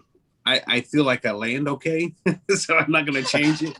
But you're supposed to look at the horizon or a little bit above it. Yeah, if you can work on starting that right, it'll help later. Yeah, the rest of us still kind of do that bob thing. Sounds like it. It happens. I mean, you can be taught by the best, and at some point you're gonna pick up bad habits from yourself or from somebody else. And you're gonna fight to figure out how to get out of that. That's where I'm at. I started looking at the ground on landing, and then I was like, you're not supposed to do that. So I started with the horizon, and then I was like, oh man, look at the ground. Oh no, look at the horizon. And I just went back and forth. Now that's what I do on landing. I look at boats, I up and down. And that's probably why I'm not able to foot drag my landings like I were in school. I mean, I was doing 25, 30 foot drags before landing. Now I would just come down like a ton of bricks. It would just be, I just keep going into the ground. I'd be like, oops. Well, what do you think has changed? I look at the ground more now. In school, but why? I don't. In school, I had Lauren tell me, look at the horizon, and he would tell me when to flare.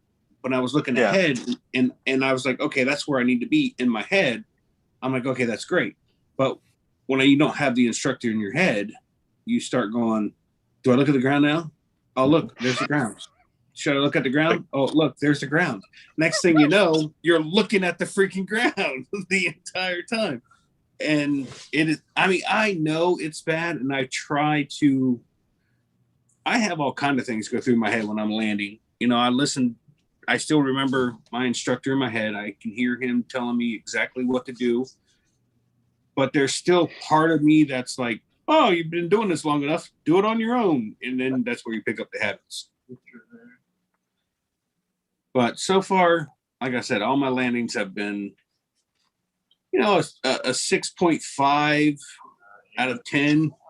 You know, they're not perfect. I've only had a couple of those, and they're usually on high wind days when you just come floating down and you land one, you know, you put one foot out and you're done. You don't walk forward. You just turn around and kite the wing. And yeah. Yeah, it's been a continuous journey with me. And during training, I landed every one of them perfectly. And as soon as I got on my own, it's been a journey. The last few have been better, but and I've been flying for over a year now, or a little over a year now. Did anybody see the recent video that Judson put out on thermaling and how he landed at the end of that video? I didn't finish that video. I watched just the last few seconds. I don't know how many times. It's so cool because he just comes down and just floats. And then when he touches his feet, he doesn't take another step. He just twists and brings his wing down. It just amazes me. Is that because he's just that good, or is it because of his weight? He's a little dude. I don't know. Does weight have anything to do with the wind? Landing? Probably windy. Yeah. What was the wind like? Oh, that's true. It was probably, yeah, he was coming into pretty good wind by the looks of it. You can do that, but it's kind of an advanced move. I wanted to learn that over at the SIV course, but they said no because I'm not advanced enough. Is that the swoop landing? Is that what you're talking about? No. Well, I don't know. Are you talking about just coming in? You're just coming in to land, and then you just set your foot down, and then you turn around. No, before you put your feet down, you spin around. So you come in this way, and then right before you land, you turn around and spin and land.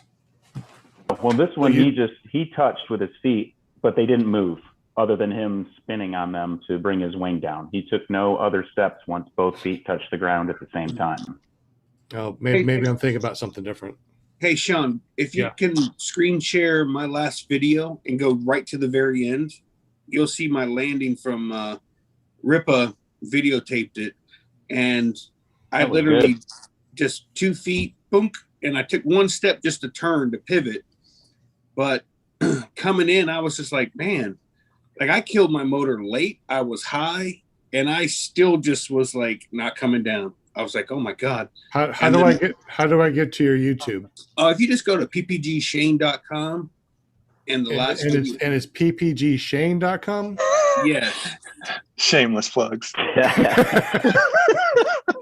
You did say ppgshane.com, right? I'm thinking it's ppgshane.com. I think that's what it is. As in powered paragliding shane.com? No, just ppg. Keep it easy, simple. Now just go right to the very end. You don't have to watch all this nonsense. I watched that though, by the way. Well, It how was much nice laughter? of Ripa to film you when you were coming in. Yeah, I Got to was- see I the was- tree episode again from that you shared your previous broadcast. Yeah. That's what- John, Yeah, keep but- going to like the last 10 seconds of the. Well, he's about there. Is he? Oh, because my phone died on this last flight and I never got my landing. So I just threw in this one here. Nice. Crash and burn. Crash and burn. I wish I could like scroll in tighter and see where my eyes were, because you'd look at them, they'd be right at the damn ground. I was like, this thing is never getting here, because I was just floating and it wasn't coming down very fast. I was like, man, don't I need some kind of brake or flare authority on this? But it just That was a the good wind- landing. That was like an elevator. You must have had some good wind. Yeah, it was a bit strong. Above the clouds, we weren't making any headway, and it was smooth though, absolutely smooth. Get below the clouds, and it was all kind of trash air. And I was like, man, it's all gusty and everything. So we ended up coming down and landing. And then in that video, I love it because it starts out my takeoff from Bowling Green.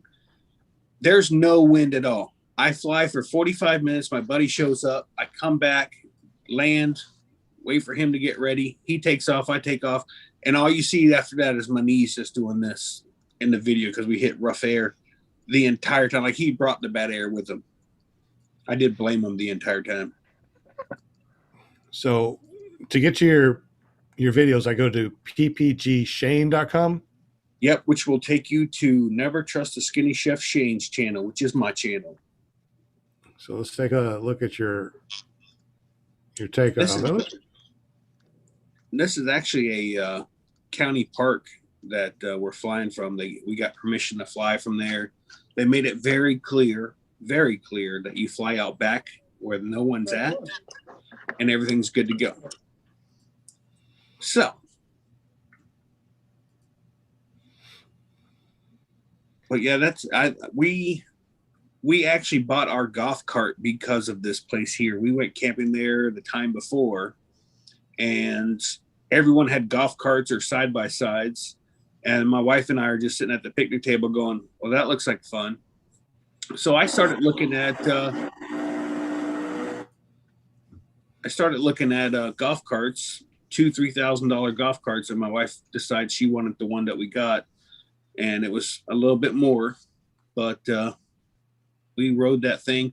Oh, by the way, I will never take my golf cart off-road again. It took me like 4.5 hours to clean the stupid thing, and I'm not doing it ever again.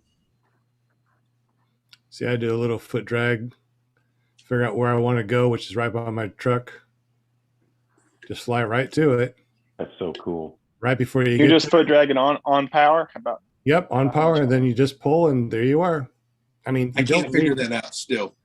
You just don't need much at all. I mean, That seems to be the easiest way, right? Oh, to me, absolutely. I mean, I know where I want to go. I want to go right next to my truck, which is way over here. So I come in. This is still, kind of midday-ish, so it's still kind of thermic and bouncy. So I just get really low. And I mean, look at the wind. The wind is blowing hard enough that you can see. I mean, I'm not going that fast. And then as soon as I get to where I want to be, I'm like, oh, okay, this is good. Just pull full brake. And you tiptoe. I mean, watch this. Look, I pull full brake and tiptoe. Nothing. Just so easy on your back. So easy on everything. how high are you there, right before you touch down there, Shane? Sean, sorry. How high was I? Yeah, how high were you when you're coming in? Were you what, 2 feet, 1 feet off the ground? What were you? Like from here, or when I was right here? You were actually dragging your feet, right? Yeah, I was kind of were you dragging my foot dragging? toe. Okay. Yeah, I was dragging my toe. And then I'm like, pull it, boom, there we am.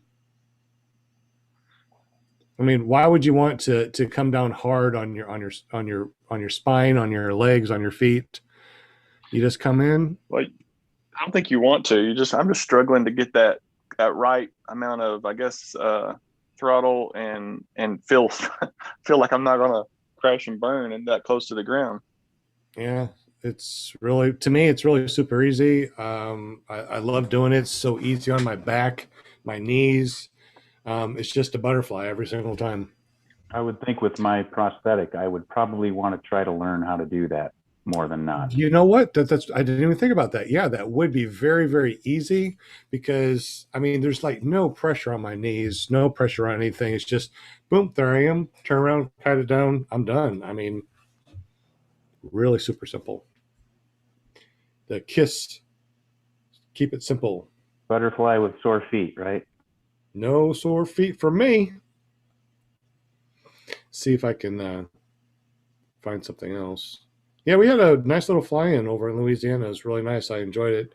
Met up with a bunch of people, and it was really windy. A lot of people don't do the midday flying or try to fly when it's windy or midday.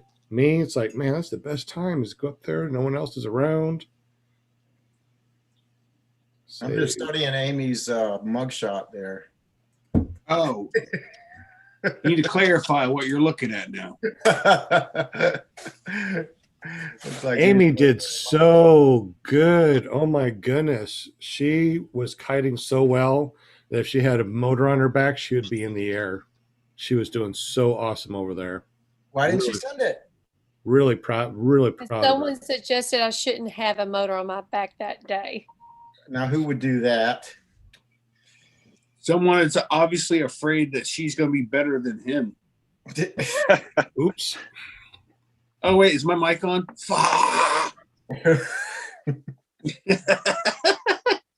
Hey, I got a bone to pick with whoever was in charge of reading the comments today.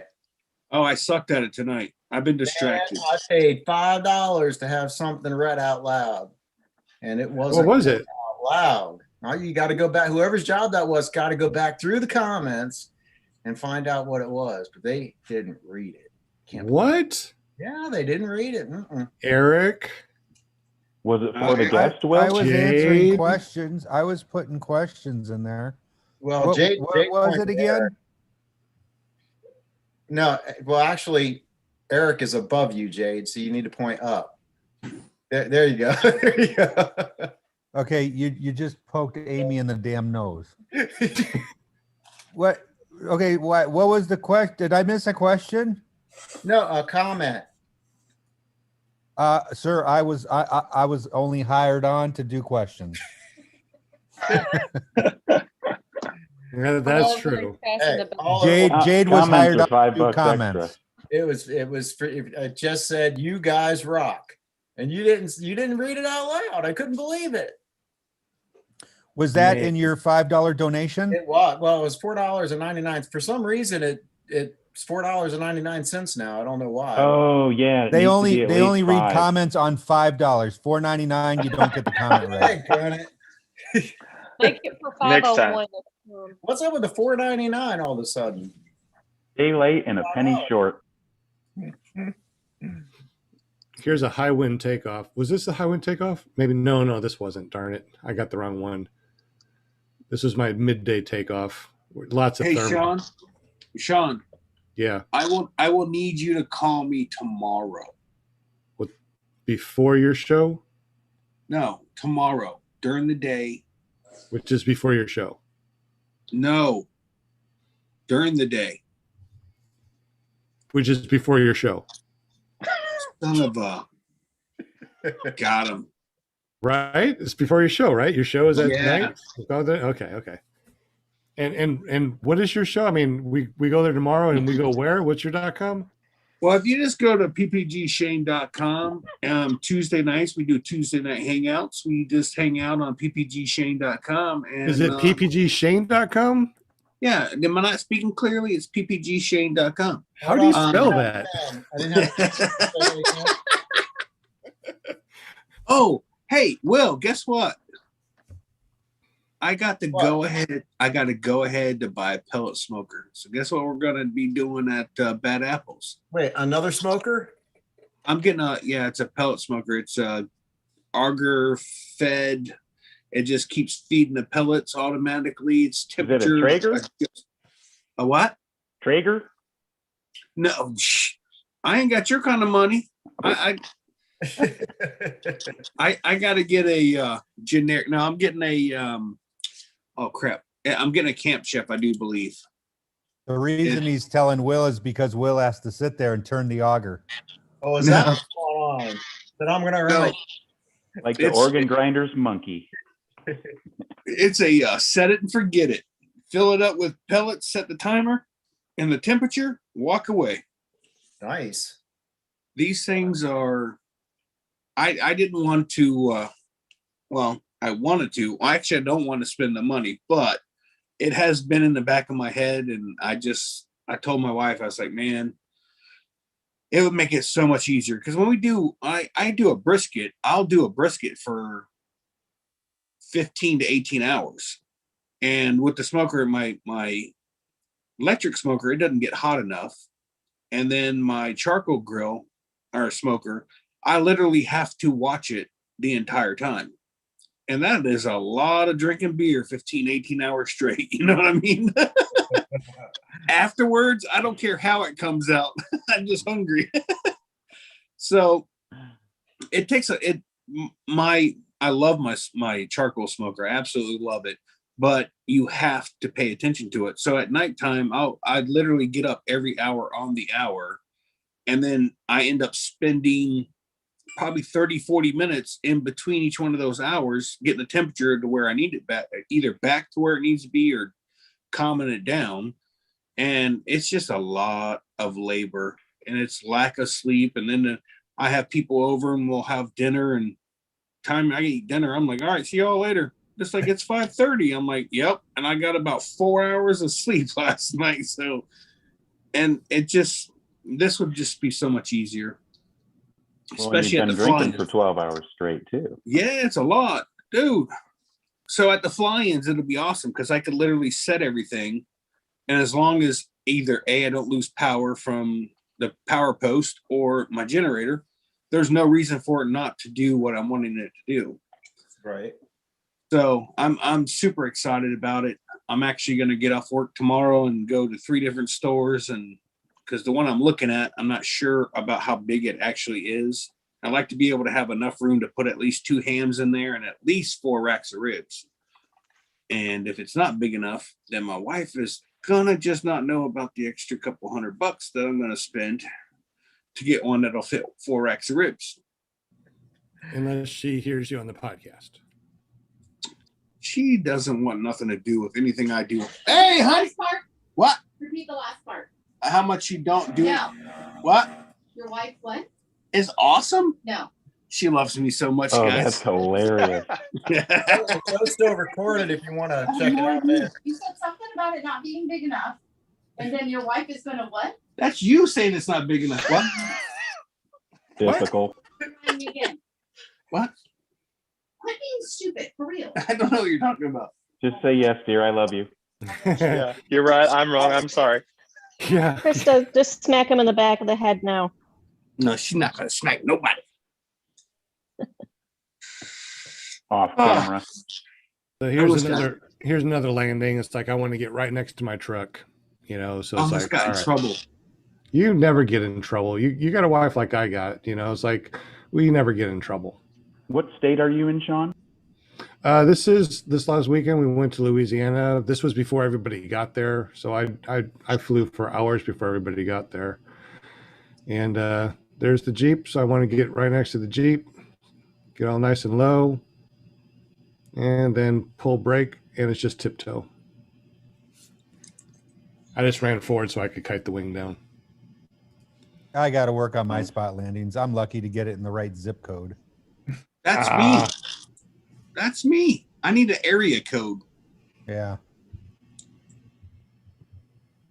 I think my wife and I are going to try to come on the weekend for Bad Apples just to hang out and watch. Come on. You will have a blast. You're gonna stay. You're gonna come for the weekend. Oh, you're gonna love it, man. You're gonna love it. Yeah, Dave, find our campsite because we'll be living Drinking it and up. cooking. Actually, I'll probably do another pork butt since Will hated my last one so much. Will don't. Why does Will not like your butt?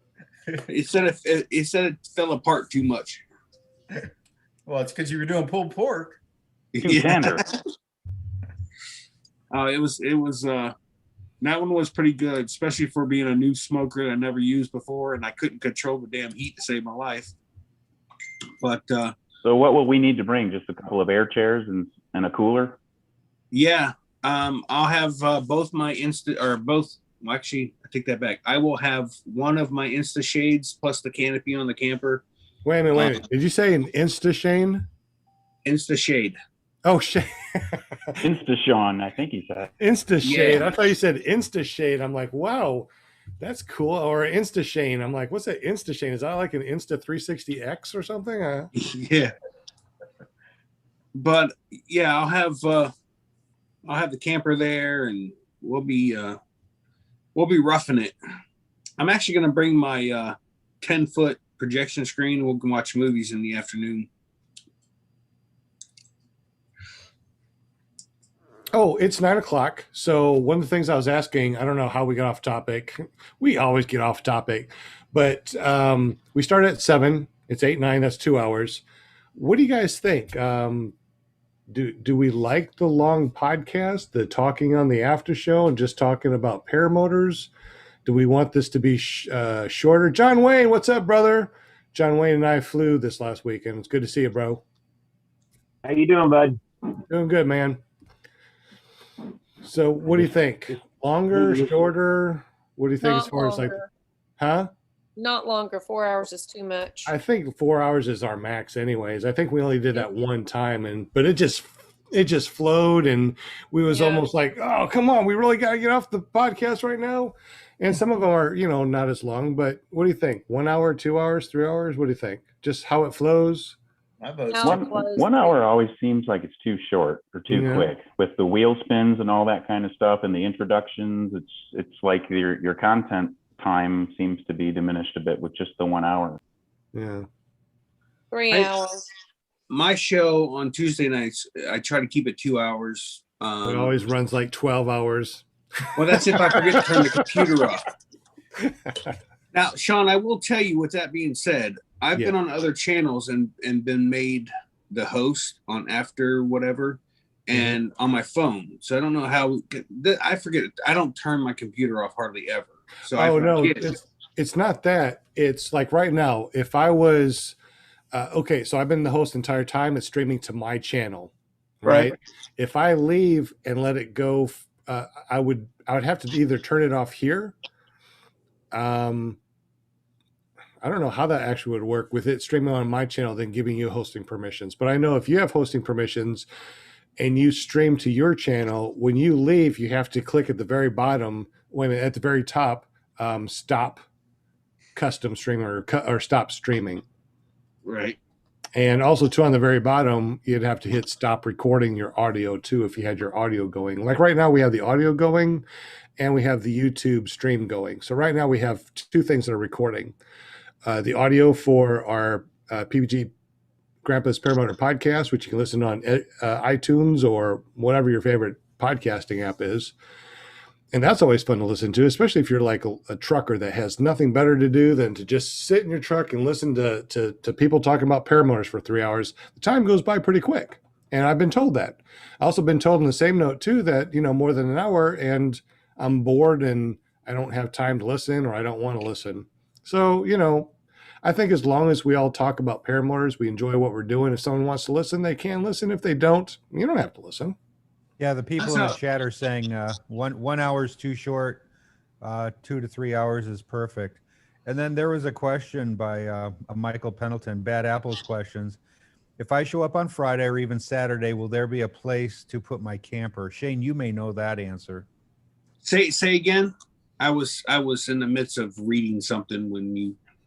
I'm sorry. Michael Pendleton, he has a questions about bad apples. If I show up on Friday or even Saturday, can you hear me? Yes, I can hear you. Okay. If he If shows I up show on up- Friday or Saturday. Yeah, will there be a place for him to put the camper? All right. So there will more than likely be a place to put the camper. Whether you will actually have a power pole is a different story. They have 50 power poles. And my understanding is the first 5 power poles from the pavilion will be for Bad Apples members only. So that leaves 45 power pedestals. And if my understanding of that correctly, each pedestal can power 4 campers or whoever's in that site, if they got a tent, camper, whatever. So I can't say yes, I can't say no, but I can say that there's enough area that you will have a spot to put your camper. Whether or not you will have power is a whole different ballgame. They do, I mean, you can bring a generator. I'm actually bringing my generator just in case something funky happens and I don't get a power pole. I know I can run my 3500 Predator for my camper. So if you have a generator, bring one as backup in case you don't get a power pole. Whatever you do, Michael, do not unhook the power to the guy with the smoker. Yeah, that's good point. 1, I will get mad. 2, so everyone else is not getting to get to eat on time. Is it electric? Yeah, the one I'm getting is electric. Yeah, electric. Boogie woogie woogie. The don't ever talk about my taping or videoing or whatever it is I say that is so offensive. Look at you, boogie woogie woogie. No, my if you're charcoal old, smoker. If you're old, you know what that meant. My charcoal smoker is let's just say I don't have to worry about 2 guys running off with it. It'll take 3 or 4 to get it to go somewhere. And it's way too bulky and big to be toting around to anywhere other than my backyard. I've moved it 3 times, 3 different corners of my backyard and on the patio. And the last place it is where it's going to always be because I ain't moving it no more. It's got 3 legs that it stands on, so I can kind of turn it and walk it to move it. But it is a beast, man. It's not an easy task. So yeah, I will be buying and bringing a new electric smoker, and hopefully I'll have plenty of experience on it. With that being said, for those who are going to Bad Apples, then it will be a select amount of people. I don't want to say select few, but there will be I will be cooking food. We are going to have I guess whoever wants to have food cooked or me cook food or what have you, we're going to do a little chat or whatever, group chat, and we'll throw, let's say, got 10 people and we're going to do chicken and steak and whatever. If I buy all the food, then, we'll split it 10 ways or what have you. But yeah, I can't afford to feed everybody. I'm a blue collar worker. What? Man. That's just ridiculous. Hey, I can smoke the hell out of some bologna. We have bologna sandwiches.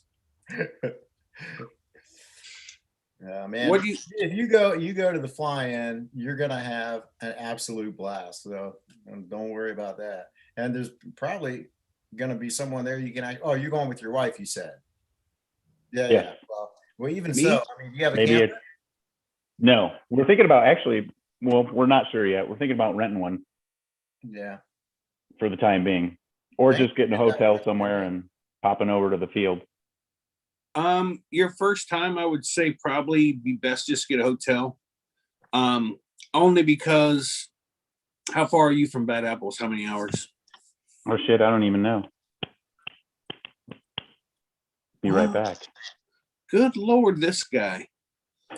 It's 1,600 miles. I'll be there in 3 days. Let's see. What's the city and state? It is America? America something? Andersonville, Georgia. Andersonville. It's Okay. Hodges Field. Anyways, if you were actually flying, Dave, I would say that you'd want to stay there. But because it's not necessarily important for you to get a good night's rest and 5 get hours. up right, 5 hours, okay. You don't have to be up 30 minutes before the sun gets up and set up your motor and all that stuff. So it would make sense for you to get a hotel room. Now, Will being his last and first fly-in at Swanee, I was like, dude, you're gonna hate yourself if you have to leave. But you guys can stay up as late as you want, and you don't have to. You can show up 2 hours after the sun comes up and still see plenty of show. Yeah. So for you, I would say it's a different scenario than I for want to try to befriend somebody to give me a tandem. I don't Do think people do that there. Oh yeah. Okay. I can say that. Well, my first fly-in was Vail, and that's the one where. Oh yeah. I'm sorry. No, it's okay. The only reason I'm mentioning it is because in Vail I got a hotel, and then in Swanee I stayed on site, and between the two, staying there where all the action is the way to go. Mm-hmm. But I mean, assuming you're going to fly and all that,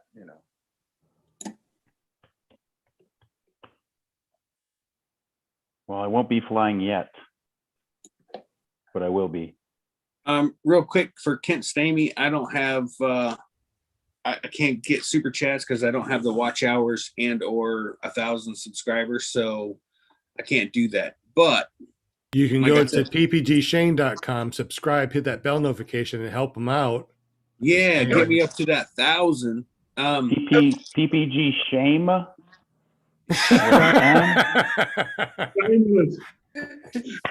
Yeah, how do you spell that, Shane? How do you spell your .com? I don't get it. I'm gonna go over there and sweep your leg. take it off and beat me with it. I promised myself I wouldn't make any leg jokes, and damn it if you made me do it. Hey, Sean started it. I'm sorry, I put my foot in my mouth on that one. No, stop. Just stop. I promised myself. Yeah, don't, because it'll just it'll run away with it.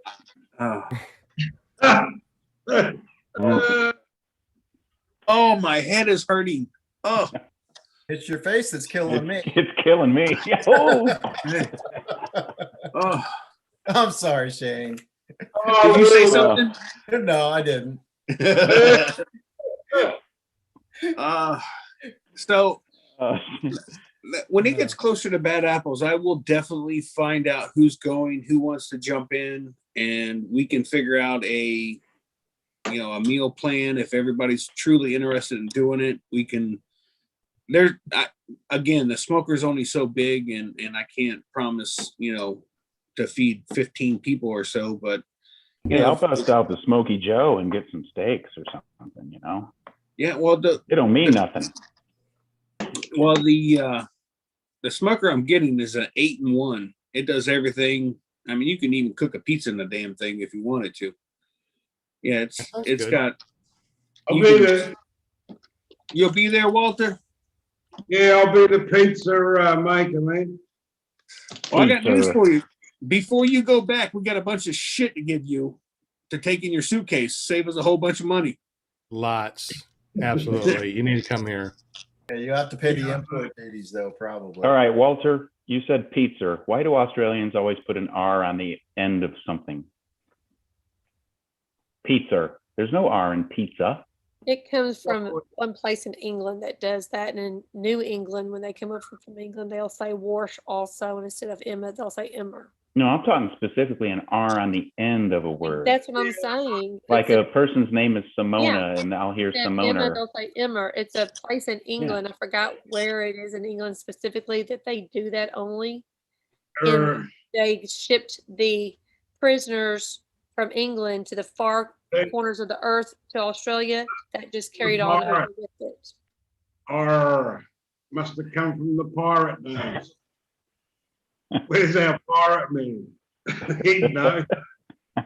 Why are pirates always mad? They just are. Yeah. No, I don't know. It's a part of the Australian slang.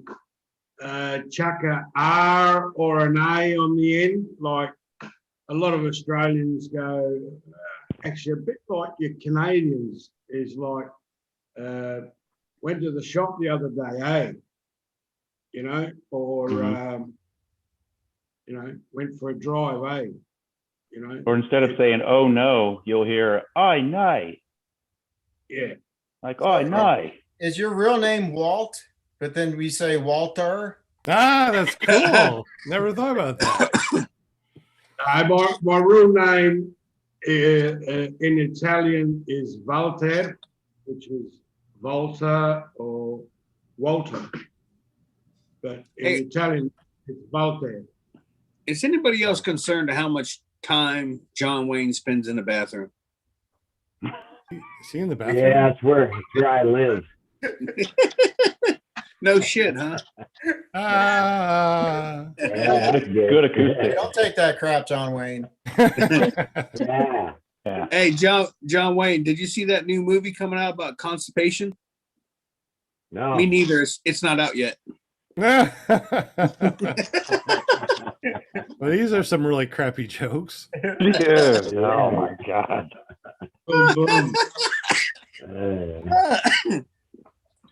And then what?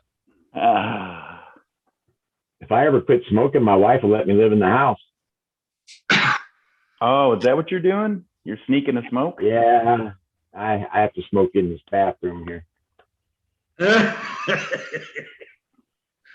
Hey, so you had a good weekend, man. Tell us about What? it. You said you had a good weekend. Tell us about it. Oh, well, Sean was there. We had an impromptu fly-in this weekend. Yep. John Hudson got a big surprise, didn't he?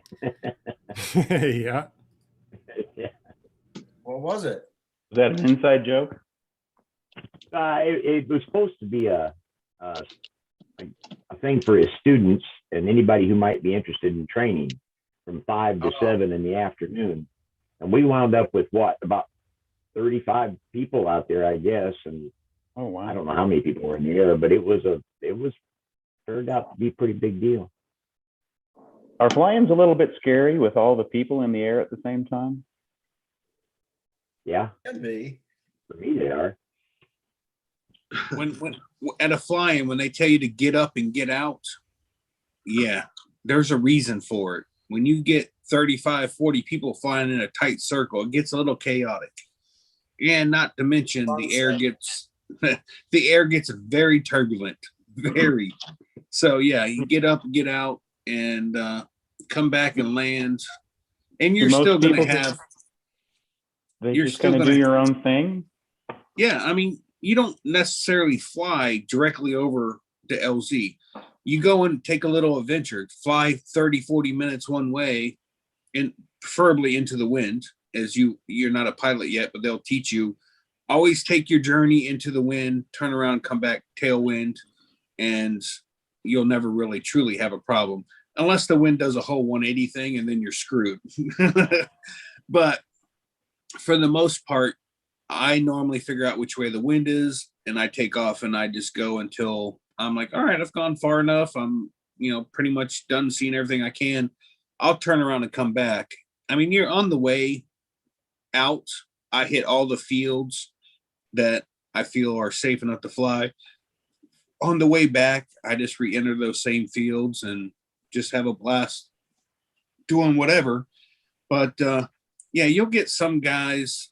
There's one particular guy that just can't seem to leave the LZ. And, you see smoke once, twice, it's cool. The 15th, 16th time of flying by putting smoke over, it's kind of annoying. Just so you know. Don't be that person guy. Is not in the group right now. I guess we can talk about flying etiquette real quick. Yeah, that'd be great. So, ppgshane.com, is that right? ppgshane.com. He's been shame.com. Okay. Dude, you've been to more fly-ins than I have. I've been to this little impromptu one. Let's go ahead and see what Shane has to say about fly-ins and the etiquette. Then we'll talk with John Wayne. Will, have you been to fly-ins? Two. Okay, we'll talk to him too. All right, Shane. I've done a show on this on my channel, ppgshane.com. And it was about proper etiquette of fly-ins and stuff. First of all, if you, like I said, Dave is coming, he's 5 hours away. You don't want to show up at 4 o'clock, 3 o'clock in the morning with your loud ass truck and leaving it running with headlights beaming on someone's tent while you're figuring out where a safe place is to park your trailer. Okay. You know, when you type in your GPS for the address, you know when you're going to get there.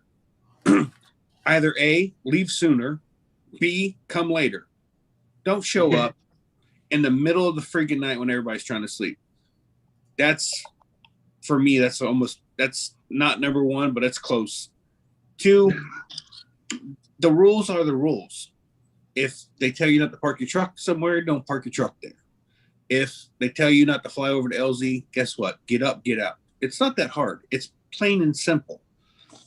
If you're going to set your gear out and you see someone you haven't seen in a while, guess what? Pick all your crap up, move it off to LZ, and have your conversation. Get your wings set up, get your gear on, and take off. I've seen common courtesy. Yeah, I've seen people sit out there dead smack in the middle of the LZ and have a conversation. What are you doing?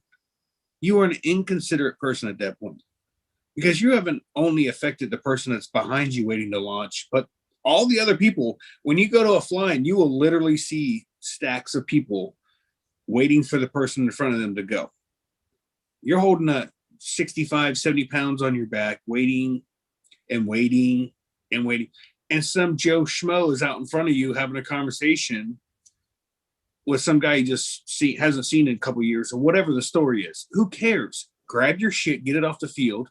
If you don't want to move it off the field, guess what? Hook into it and take off. Flying over the LZ, you're going to have new pilots, intermediate pilots, and experts.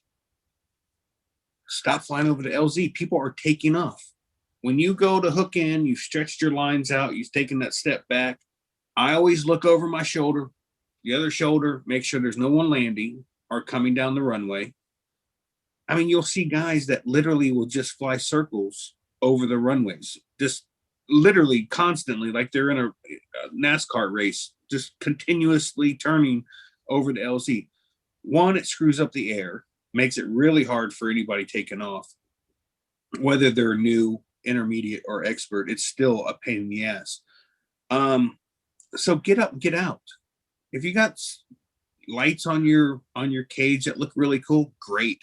Guess what? I can still see them at 600 feet above the LZ. You know, I don't need to see them at 50 feet. So get in, get out, you know, and coming into land. I've seen this as well. People land, leave their wings out. 2 things can happen. 1, someone's going to fly over and try to land and wrap up into your wing. Or 2, they're going to go, oh, I can't land, and go to launch and take or do a flyby because they can't land now because they're going to land on your wing and end up sucking your wing up in their prop. So pick your stuff up, walk off the field. Why are you leaving your stuff there? It's $3,000 sitting there. Why would you want to leave? First thing I do is pick my wing up. I disconnect, put my risers together, suck up my lines, and I towed everything out at once. Because why leave it out there? Someone's going to hit it. Whose fault is it? Is it the guy landing? Because he's landing. I try to land and launch right next to my vehicle, so I'm out of the way of everybody. For those who need an area code like me and Jay or Eric, we don't necessarily have, like, I try to pick the most least density of people when I come into land. Now, when I went to the Mile High thing and my motor was out, dude, I'm telling you right now, somebody would have cut in front of me. I don't have a chance to start my motor up. It wouldn't start. I'm coming in. So if your gear is out there when I come in for I don't know if you would call that an emergency landing because my motor wouldn't start, but I don't have an option of circling back around. And you don't know if the people behind me have their motors on. So get your stuff, get off. That's pretty much it for the etiquette in my point of view.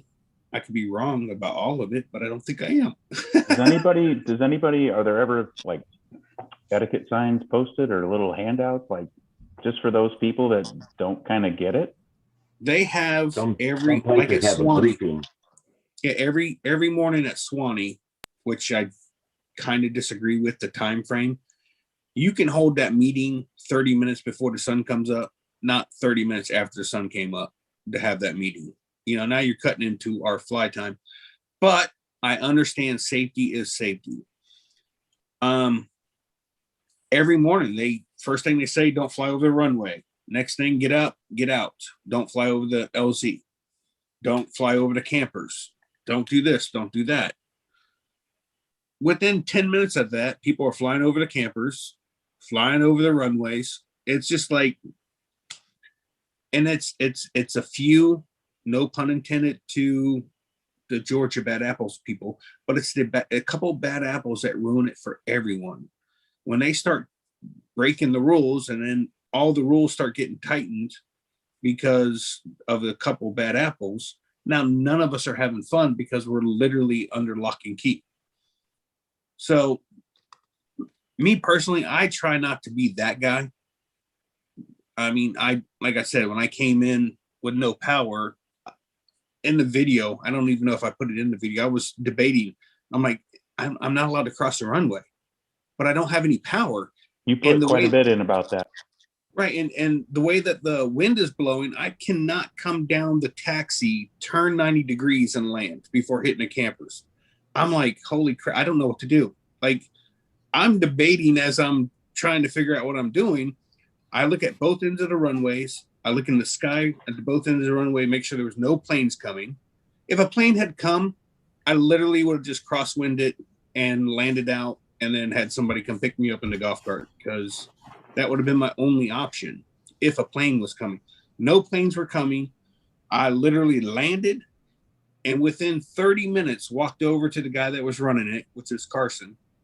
And I said, hey, listen, I crossed the runway. I was out of, my motor wouldn't start the way the winds were. He's like, no problem. Don't worry about it. Just don't do it again.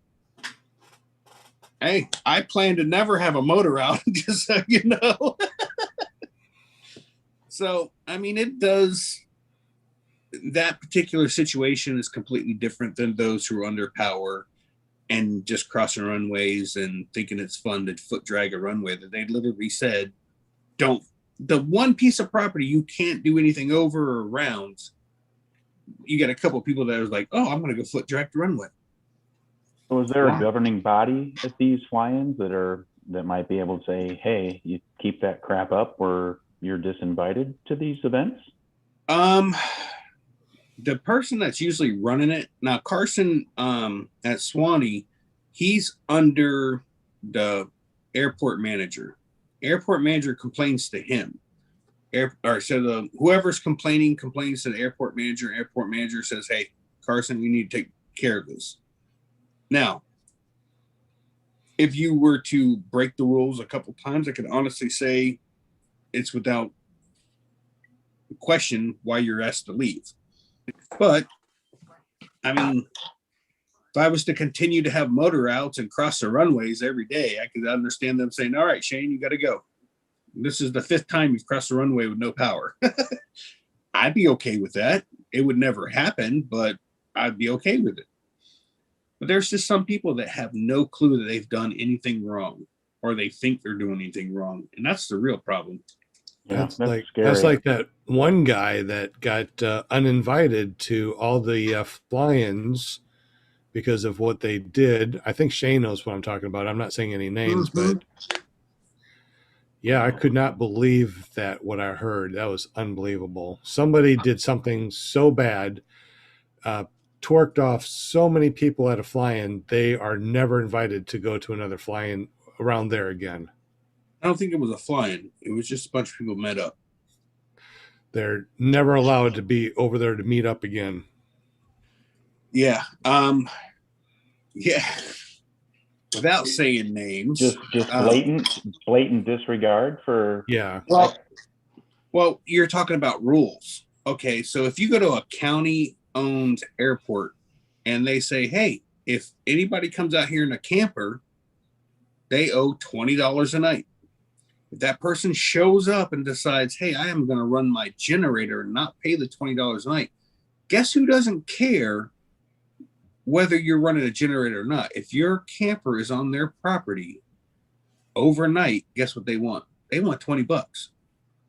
And when you're there day after day and not paying $20, the people that are there that have been given permission by the county to be there to run their schools, which, by the way, there was 3 or 4 schools running there at the time.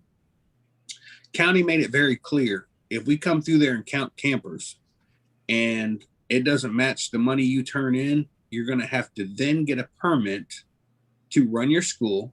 You're going to then have to have permits every day to have camper stay, because now they're going to have to send somebody out every night to collect money for the campers that are sitting there. And this one particular person decided, and this isn't the first time that this person did that. So yeah, I was just dumbfounded when I was told by several of the people, because I went and flew at this place, and they're like, oh, your friend was here. I'm like, who is my friend? And they explained who it was, and I was like, oh, okay. What happened? Let me guess. Ran the generator, didn't pay the money? And they're like, yeah, jeopardized 3 or 4 different schools that were training out of this place.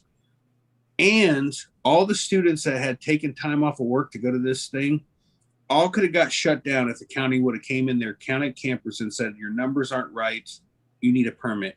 Those permits take 2-3 weeks to get. So this one particular person, from my understanding, I don't know necessarily if that person was told they can't come back, but I can tell you right now, if you had been at this airport in the last couple of weeks, you might want to call ahead and make sure it's okay you come, because you may not have a welcome mat out front of the gate there. Because there were some seriously upset people about it. Rightfully so. Hey, one of the things I've noticed about the flying thing is like the impromptu stuff.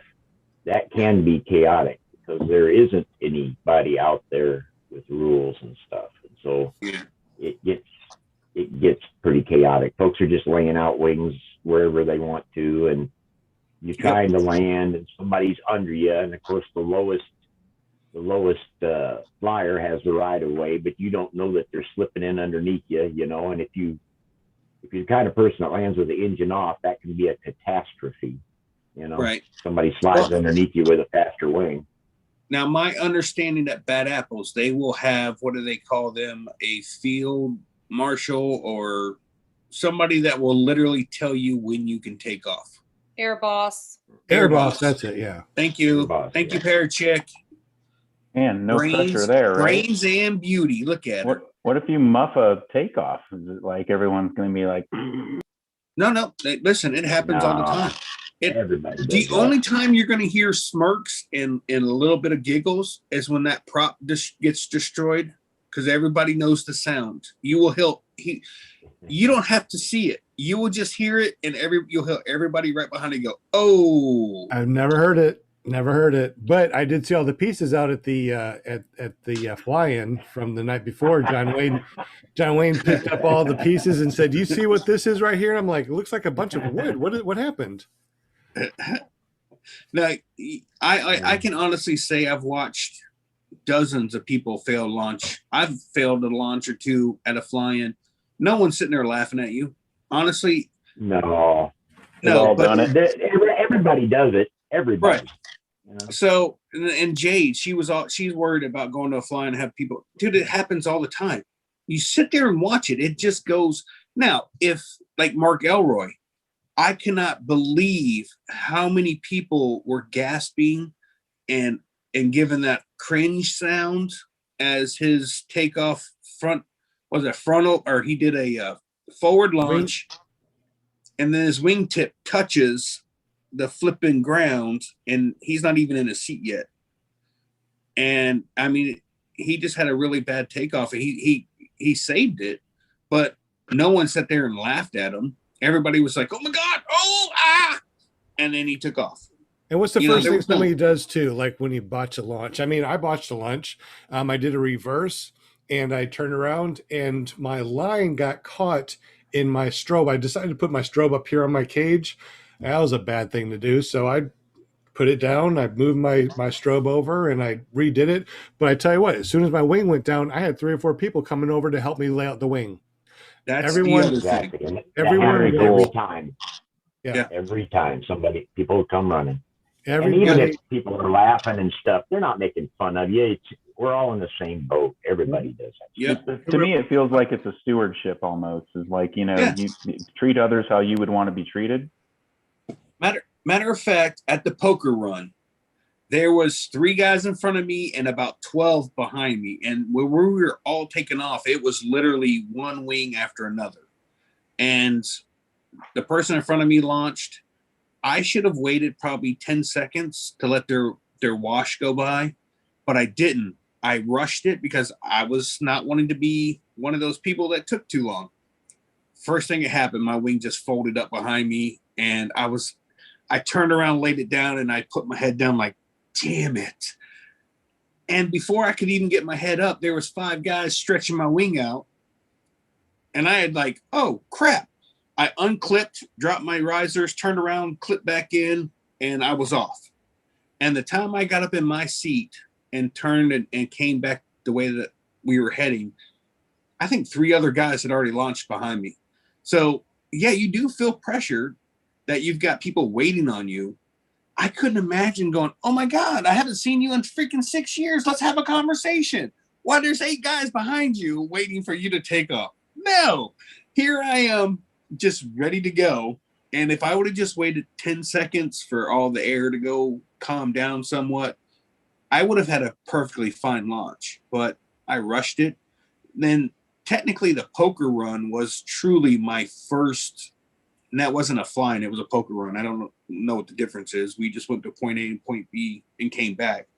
But yeah, I mean, that video started out awesome because I flew almost into the back of a camper on takeoff. Luckily, that was a good video. That was a good video. Luckily, I had enough sense to go, there's no way I'm going to lift over that camper. And I just went to one knee and slid into probably 4 feet shy of the ramp on the back of the trailer. My wing covered the back of the camper. And the lady turned around and looked at me. I said, "What's for breakfast?" I was just like, I almost just ran right through your entire camper, but I stopped. And there was no damage done to anyone or anything. And I reset up and took off and launched, caught up with the other 3 guys, and we flew to Avon and got our cards. Again, if I'd just waited 10 seconds for the guy's rotor in front of me to stop, then I would have never had a failed launch, but I rushed it, which again, everyone understands that the pilot in front of them could be a new pilot or an expert. It doesn't matter. If they have a failed launch, we've all done it. How are they going to get mad at you? You know what I mean? Like it's not I wouldn't say it's a competition by no means. It's an understanding that it happens. So if you have a failed launch, don't panic. Someone's going to come out and stretch your wing out. You're ready to go and go. If you have another failed launch, guess what? Don't panic. Now, if you get into the 4th one, you might want to just scoot to the side because someone's going to say something to you. Well, you have 1 or 2 failed launches. It's not a big deal. That 3rd one. Everybody's been a beginner at one point, right? Yeah. The other thing that'll happen too is I'm an old guy, and when they see the funny looking old guy land, there's always 2 or 3 guys who run out there to grab my wing for me or to try to take my motor and walk it back. there's always somebody to help you out. You just play it up to get that extra help, don't you? I ain't never done that. I just look up and here they come. I guess I just want to see if I broke my leg or not. Hey, what makes it real easy, at least for me, and more comfortable is, especially the first fly-in, is to go with somebody or a group that they're going to the fly-in, that you've already got a connection with.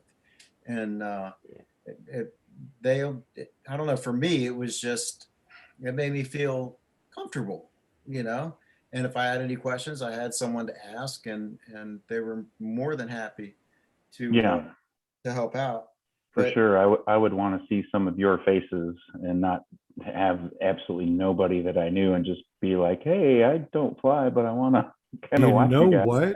That is a really good idea. How about before the next fly-in that rolls around, we do a podcast, and we open up the podcast for everybody to jump on, introduce themselves. They're going to that next fly-in. Hey, my name is Sean. Hey, there's David, John Wayne, Will Fly, Skinny Chef, get to know each other here. So when we go to the fly-in, we already got a group of people. So maybe we can do that in the future. What do you think? Yeah, I think it's a great idea. I do want to comment on Dave's thing. Dave, if you went there and you didn't know anybody, I guarantee you within an hour you've met 10 people and talked to them for 20, 30 minutes apiece. Honestly. Yeah. Like all you got to do is walk by and say, oh, that's a nice motor. Boom. Yeah. Conversation starter. Everybody's excited to talk about it. Dude, I'm telling you, it's a flipping drug that's, you haven't been in the air yet. You think you got it bad now. Wait till you fly. Because it gets real. Raise my hand. Sitting on the outside looking in from Australia, who honestly, people, I can't believe what goes on with my eyes in respect to the way that we have to fly here with licenses. And I'll tell you, it's a book, it's called Basic Aeronautical Knowledge, which tells you how a plane flies from an airport, which in respect, when you're at the airport, you should do the same. At a fly-in, and I've told you guys, everyone seems to be going everywhere in the sky. How can I judge where I'm going to where everyone else is when I'm on the ground?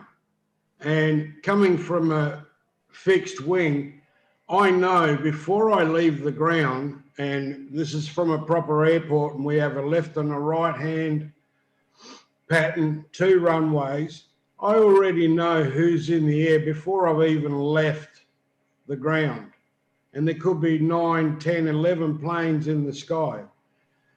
Now, when it comes to powered parachutes, again, I'm in a club that has 6 runways, and basically it's a crossing, it's an X, and then we have 4 runways, and then we have a north and a south runway. Okay, and the way it works out is where the cross is in the middle, we have a huge triangle in the middle of that cross as powered parachutes, etc. And we take off in whatever wind direction is. Now, if there's a plane taking off at the same time, he's going to be taking off in the same basic direction as you, but he's using a runway. So all I got to do is watch him or watch whoever's lining up. And everyone's flown in a big plane. How many aircrafts can be on the ground waiting to take off on a runway? And it's no different to being at a fly-in when you've got 30 people around, either flying in the air or on the ground waiting to take off or trying to land. At our airfield, we have an air traffic controller who's linked in with radios that helps everybody to understand where everybody is. And in basic flight over here, you call, if it's an aircraft, 5 nautical miles before you get to the airport. So people already know that you're coming into the pattern. Now, the pattern is straight off from a runway, 500 feet up to 1,000, fly downwind, come back around to base and land on finals. And it can be done all exactly the same, right, at the same airfield. And I put it to our club and we took that on.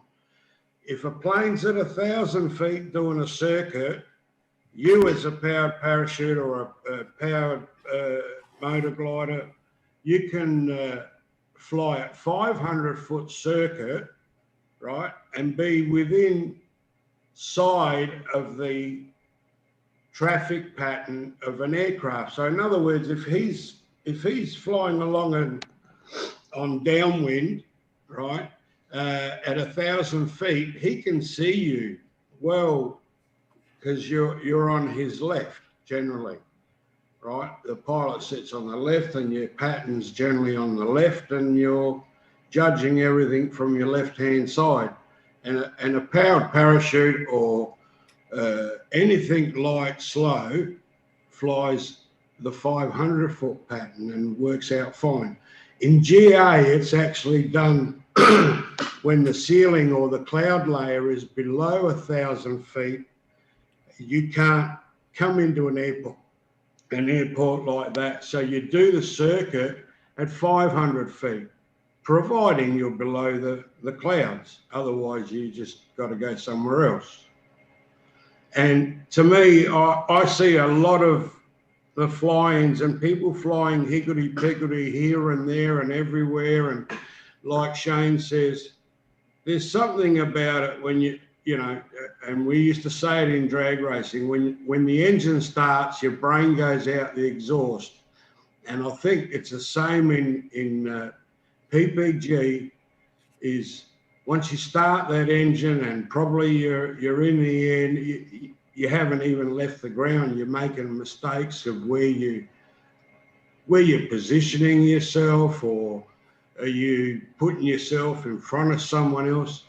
All those things is common courtesy in modern day life, but when you put it to air, there's common practices and procedures to follow. And as DP said, is there a card? Is there something? And no, there really ain't. There is if you follow the air law. But I think for fly-ins over there, you should look at something. Right. Walter, hold on 1 second. We're losing some people here real quick. Jim says he's got to go. Jade and Eric need to go. Will Fly says he need to head on out. So let's go ahead and say goodbye to everybody that's leaving. We only got like about 10 more minutes left anyways. You have a good evening. So thanks. Jim, how do we get up with you real quick? Yeah. DIYprinting.ca. All right. Good deal. All right. Thank you, Jim, for joining us. Thanks, guys. Later. Will Fly, you got to go too? Thanks, Will. Keep pumping out those videos. All right, man. Yeah. How do we get to those videos, Will? I think it's willflyppg.com. Is that willflyppg.com? Will Fly, yeah. How do you spell that real quick? WILLPPG.com. Willflyppg.com. Thank you so much. PPG.com. We know what you mean. Hi, when I said I wanted to raise my hand before Walter was talking, I was going to give out 2 shout outs before I get off because I have to go to work tomorrow. Then I was going to tell John Wayne, thank you for yesterday for setting my wing up back and forth. I don't know if he's still on here, if he already got off. And to Sean, I'm here. Saturday. So you're welcome. Hey, anytime. Thank you. But hey, I was real jazzed when you taught me how to, do my wing. What is that? I'm so tired. I don't even know. What is that? Reverse? No, freehand kite. What is that? Freehand kiting? Yeah, that. I was so jazzed and pumped when I was like, ooh, I can do that. I was like, I could have put a motor on my back and taken off. Not only that, but you did. Anytime you want. Do what? You're ready. I just tell her she's ready. What was the second shout out? I didn't hear that, Amy. About Sean. Oh, and if I wanted to thank Sean, how would I get in touch with Sean? I guess you'd have to go to ppggrandpa.com. That's ppggrandpa.com. And how do we spell that? That's ppggrandpa.com. Is it grandpa or grandpa? Grandpa, G-R-A-N-D. Or MP. And Will Fly, it's going to cost you $5, not $4.99. Yeah. No, it's going to cost me $5.01 because it takes. $5.01 next week. Yep. But anyways, no, really, Sean saw a bad habit that I picked up that no one else had really said anything to me in my self-training. So got that straightened out, and it was weird at first, but then it was very easy and quickly implemented on my end. So that made me feel good that my brain didn't get too muddled up with that. But yeah, I see people freehand kite and I think, oh my gosh, that's so hard. How do they do that without, being taken off the ground, blah, blah, blah. But it was really cool that I was able to do it. So I always thought that was like the hardest thing to do. You know that I got a video of you kiting. You did a reverse, and then you turned around and did a forward. You turned around and did a reverse. You turned around and did a forward. I tell you what, if you had a motor on your back, you would have been in the air. Is it something that we could show? I mean, if I showed my video. Yeah, go ahead and show it. But I think my best kiting was before the video. So, but like I said, someone thought I was mentally too tired to put a motor on my back and try to taxi. And well, what time did you? 3 in the morning. We don't do that. Every now and then. We never do that. Right. So, if you don't go to bed at 8 o'clock, you don't go to bed at 8 o'clock. We never do that. Please, 8 o'clock, I'm not falling asleep. 10 o'clock is the earliest I fall asleep. Yeah, you need to go to bed early, get plenty of sleep, because, you really need a lot of brain power to be able to do something, like a solo. Friday night was completely unplanned when we took one of his co-workers that got a new job out. What's the size of that wing? 21 meter. 21? Look at that. She kited it up. She turned around. She ran forward. I told her to make sure she looks at her wingtip. Oh, dude, he could she did totally really go. good. You got it, Amy. We fought it just a little bit, but I told her don't fight it. She's fine. It's like, oh, okay, don't fight it. She turned around. She good job. We got it under control, and then she turned around and ran again. And if she had a motor on her back, either way, either time, she would have been up in the air. Yeah. Hey, real quick, Amy, that's a great job. Yeah. I was trying to cut in earlier, but I couldn't because somebody forgot to turn his microphone on. But Will, your last video was freaking hilarious. Yeah. It's not too many of us can slap ourselves, you know what I mean? Yeah. I chuckled, dude. I was dying. I was at the intersection watching it, and then I was just like, "What is he doing?" I was like, "Oh my god," I was dying. I've got to see the video. It's freaking hilarious. And it's got some great info in it. I'm not sure how to get to his channel. How do you get to your channel real quick? Oh, sure. It's willflyppg.com. That's and that's where the video, sure. Is that where the video is? Huh? We can find the video there. And that's the one that said a Paramotor Killer Attitude. Killer Attitude. Okay. Yeah. Are you the only one here with his own LZ at home? I don't know. It's not my own LZ. I mean, it's not. It's an airport close to my home. Okay. But I'll tell you, I have thought about getting some land. That would be nice. My wife and I went out this weekend looking. Well, you couldn't change shirts for the bad guy. Yeah, bad guy was wearing glasses. Wear black. I can't tell you how. I can't tell you how many times I got confused.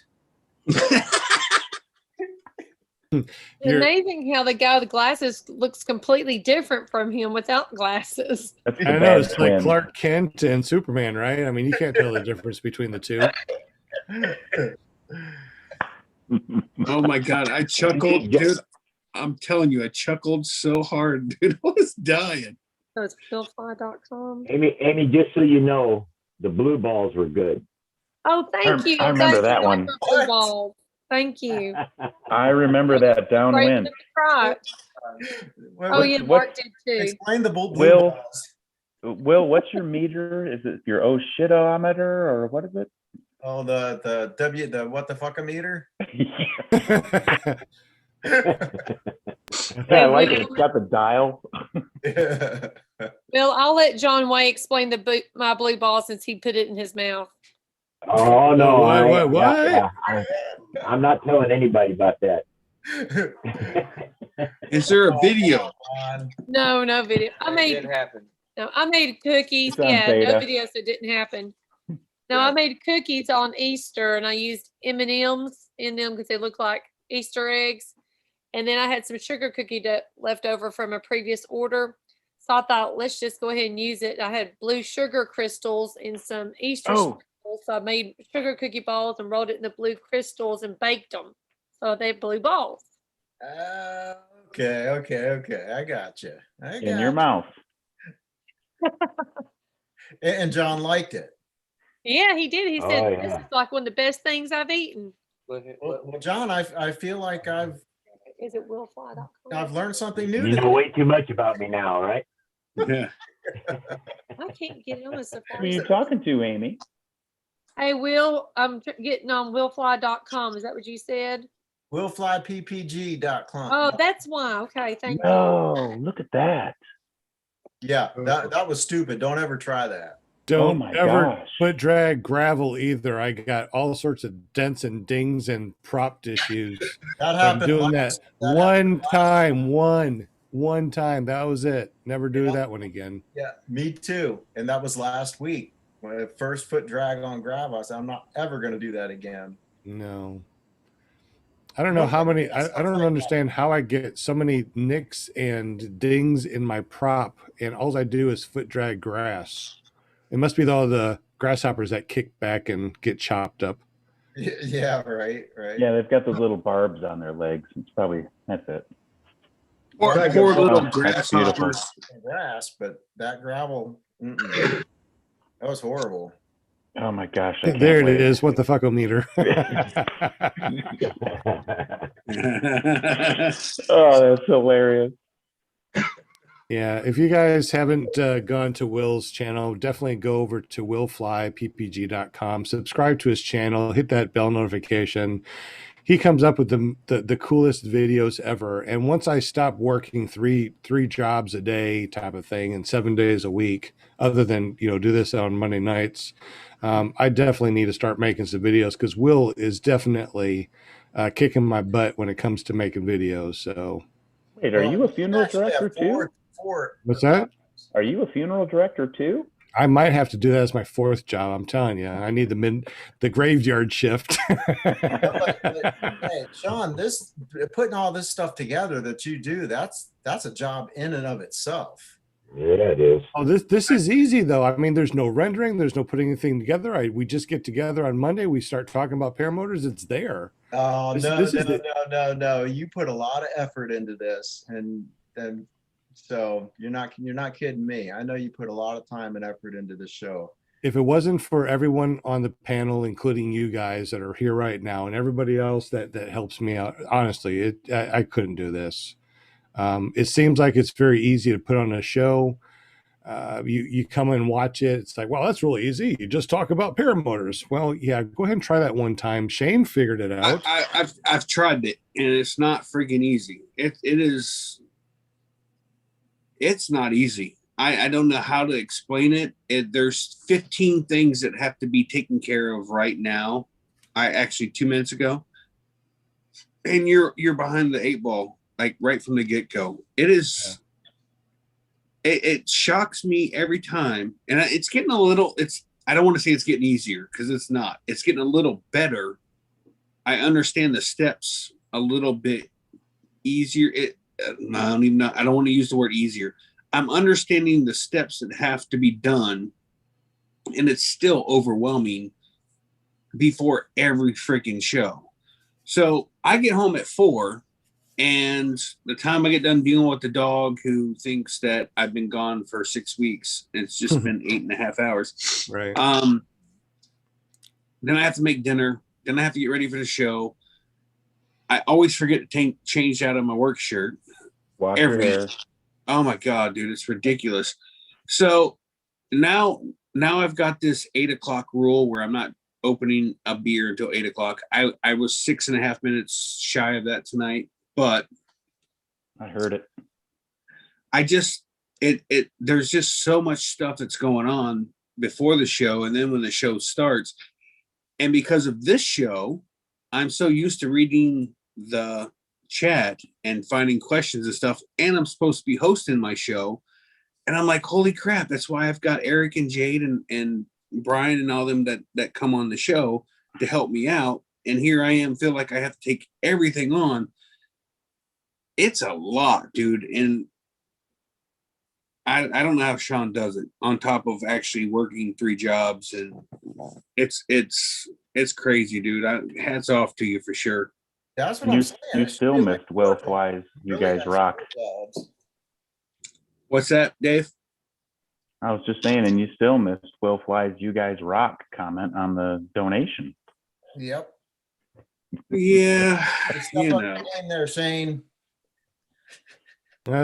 It's hard to watch everything, and that's why we have so many people that help us out. I mean, if you want a really good show, you definitely need moderators that can look in your chat, find the questions, paste them into the Zoom chat so we can see them. Just background people that take care of things like JP, jptulo.com. He's really good at finding everybody in the chat, putting them on a wheel so we can do a spinning wheel of winning things, which is really awesome. I love giving away stuff. God, I wish I was rich. You know what? If I won the lottery and I was like a multi-millionaire, I tell you what, we'd give away cars. I think we'd more appreciate paramotors, just so you know.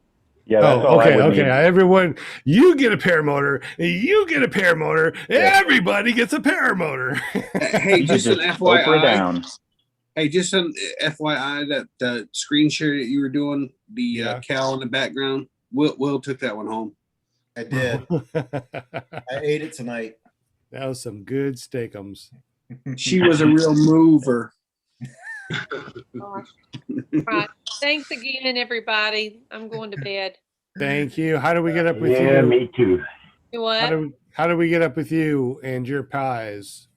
Parachickpies.com, and YouTube channel is theparachick.com.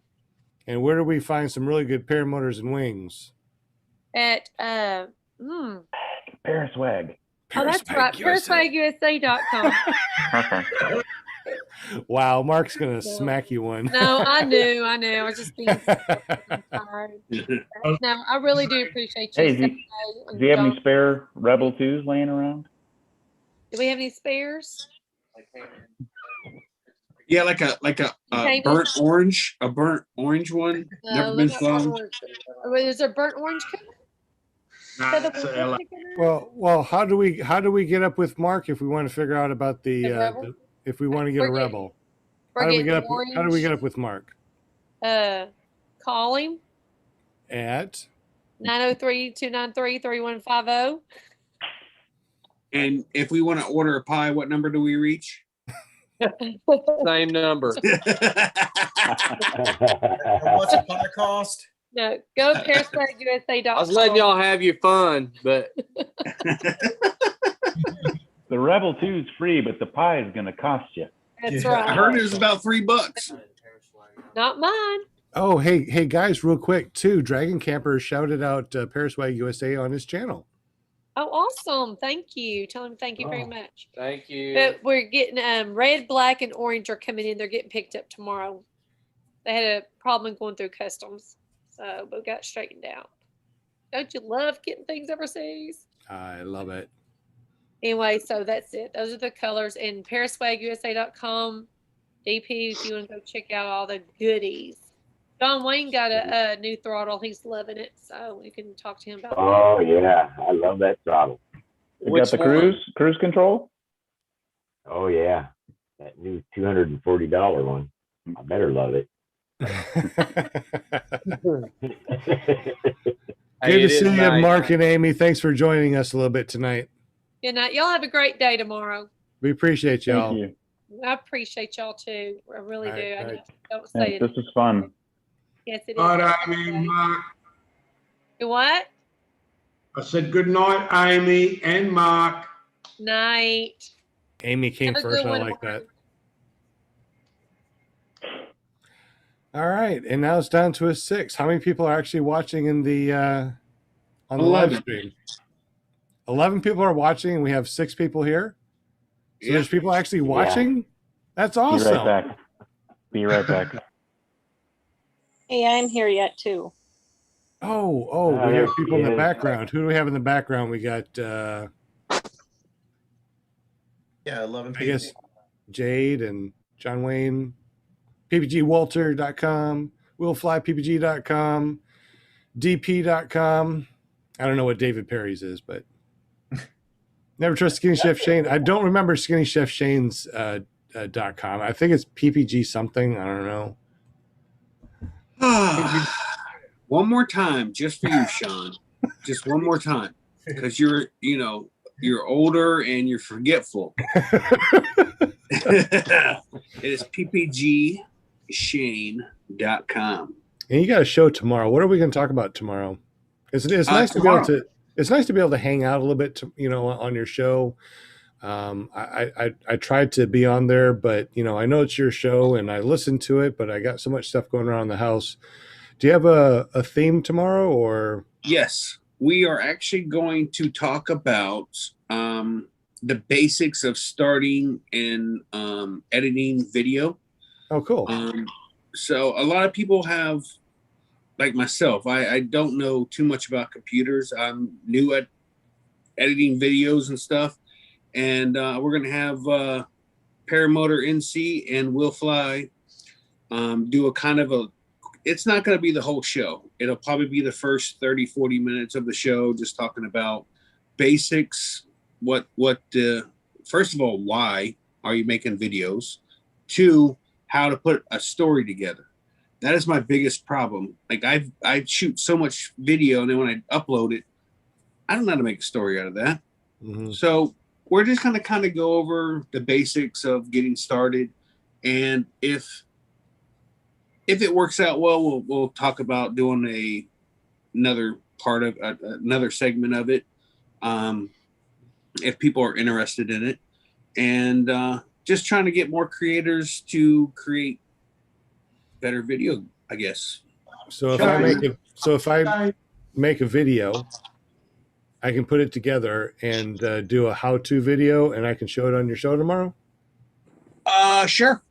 I think Ben is maybe doing a 5-minute clip, and we're gonna just cut it together, and he can show his technique of whatever program he's running, because there's thousands of programs out there. But I believe Will and Ben use the same program. I use a completely different one. Mm-hmm. So hopefully I can maybe throw something together too. I have to get home and throw that together as well. This might give me the opportunity to kind of throw one together for tomorrow, because I haven't posted a video. I go out and fly when I get the chance, like this last weekend. I have lots of video, but it's like I just don't have any time. But I think tomorrow what I'll do is I'll make time and I'll do a how to I do the video. Okay, no, that's fine. Perfectly fine. Bless you, Dave. Thank you. How long does it take to do a video? Like, let's say, well, I suppose it depends on how much you're going to fill it up. But Shane, your videos are great. I think you need to talk a little bit more. I know you do a lot, and I like it. You laugh a lot. You laugh at yourself. Yell at pigs. Well, the reason I don't talk too much, Walter, or I cut it out, is because half the time I'm making noises. I'm making the wee and the whoa, and like I'm up there enjoying myself. I don't think anybody wants to hear that. Yes, we do. Yes, we do. Yes, we do. Listen, That's what people want to hear. Yeah. this last clip, I left a lot of that in there, and I cringed the entire time. But Your gator count? Did you see them gators? All 2,000 of them. Yeah, there was a bunch of them. But I personally have never flown over a pond or a lake, whatever you want to call it, that large. I would say that pond is less than a mile in diameter, and I have never seen that many gators concentrated into one area. I was dumbfounded. I was just like, dude, I can't believe there's this. And that was the first time I flew over. I literally never flown over that lake and decided to go down the bank. And when I seen the first alligator, I was like, whoa, okay, let's see how many there are. And they just kept coming. Will, if you're... you flew over it once and then you did it again, okay, now that's crazy. If you know all them alligators down there. No, that's the only time I have literally ever flown over that lake was that one and only time. And it was just absolutely mesmerizing how many alligators that are in and big. If I started going down over that, I'd cut my throat before I got to the ground. So Jay. Will, your Swanee video was 10 minutes and 41 seconds. How long did it take for you to edit that? Oh, about 15 minutes or so. Oh, stop it. No. Oh, stop it. You can't even upload video that long. 10, 15 minutes. You've got an awesome computer, man. Yeah, right. Really fast computer. Gosh, that's hard to say, but I mean, hours and hours it takes to edit a video. I mean, just for a single video. Oh yeah, just for a single video. Not Guess I'm not going to post any videos. There's some ways of making it a lot quicker, and that's the way I do it. I use iPhone. I use iMovie. I slap it together really quick on the iMovie. Then I move it over to my computer to put the music on. It doesn't take that long to put together a video if you have plenty of time. Look at all those alligators, dude. Yeah. So did you see many gators that day, Shane? Yeah, just a few. So why didn't you foot drag that water? That would have been so much more interesting. Hey, there was would look two like my times. foot. There was 2 times in this video I got a little low and I was like, what are you doing? They can jump. Get up a little higher. I was like, what are you doing? Again, at this point, I figured I'd run out of alligators. Like, I figured they were all just the ones that I saw already. I had no idea that they were just littered on this pond. And in the video, if you go back, you can see the alligator heads way up in front of me and they just kind of sink down. There's some that wait to the last minute to splash and everything. And then there was a couple that were like, I'm too big to worry about you. And I was like, those are the ones I need to be 10 foot off the water for sure. And this area here wasn't bad because if I did have a motor out, I had plenty of LZ. Well, how high up are you right there? Probably 20 feet, maybe. Not very. Yeah, but So if you're going to if your motor went out, you just hang a quick left? Yeah, that was my game plan the entire time. Quick left and run. Who's doing this video? I mean, who's playing the video? Sean is. I'm playing it. Back it up just a little bit there. What's that? Okay. Well, could you back it up just a little bit there? As he's going over the gators, they're reacting to your flight, aren't they? Yeah. Are they like trying to? This one right here, if you look between my legs, you'll see him splash just as I get in. I do not want to look between your legs. Looks like he's opening his mouth there. He's like, I want to eat this one. That's your next those goldfish crackers right there, Sean. I mean, Shane. What's that? That's your next TikTok video right there. Yeah. No. The very first one, when I first started coming around the pond, he was all the way out of the water and he started walking back to the water and then splashes in. I was just like, oh my God. And then when I hit the next alligator, I was like, are you kidding me, dude? Look at the size of that. it just kept coming.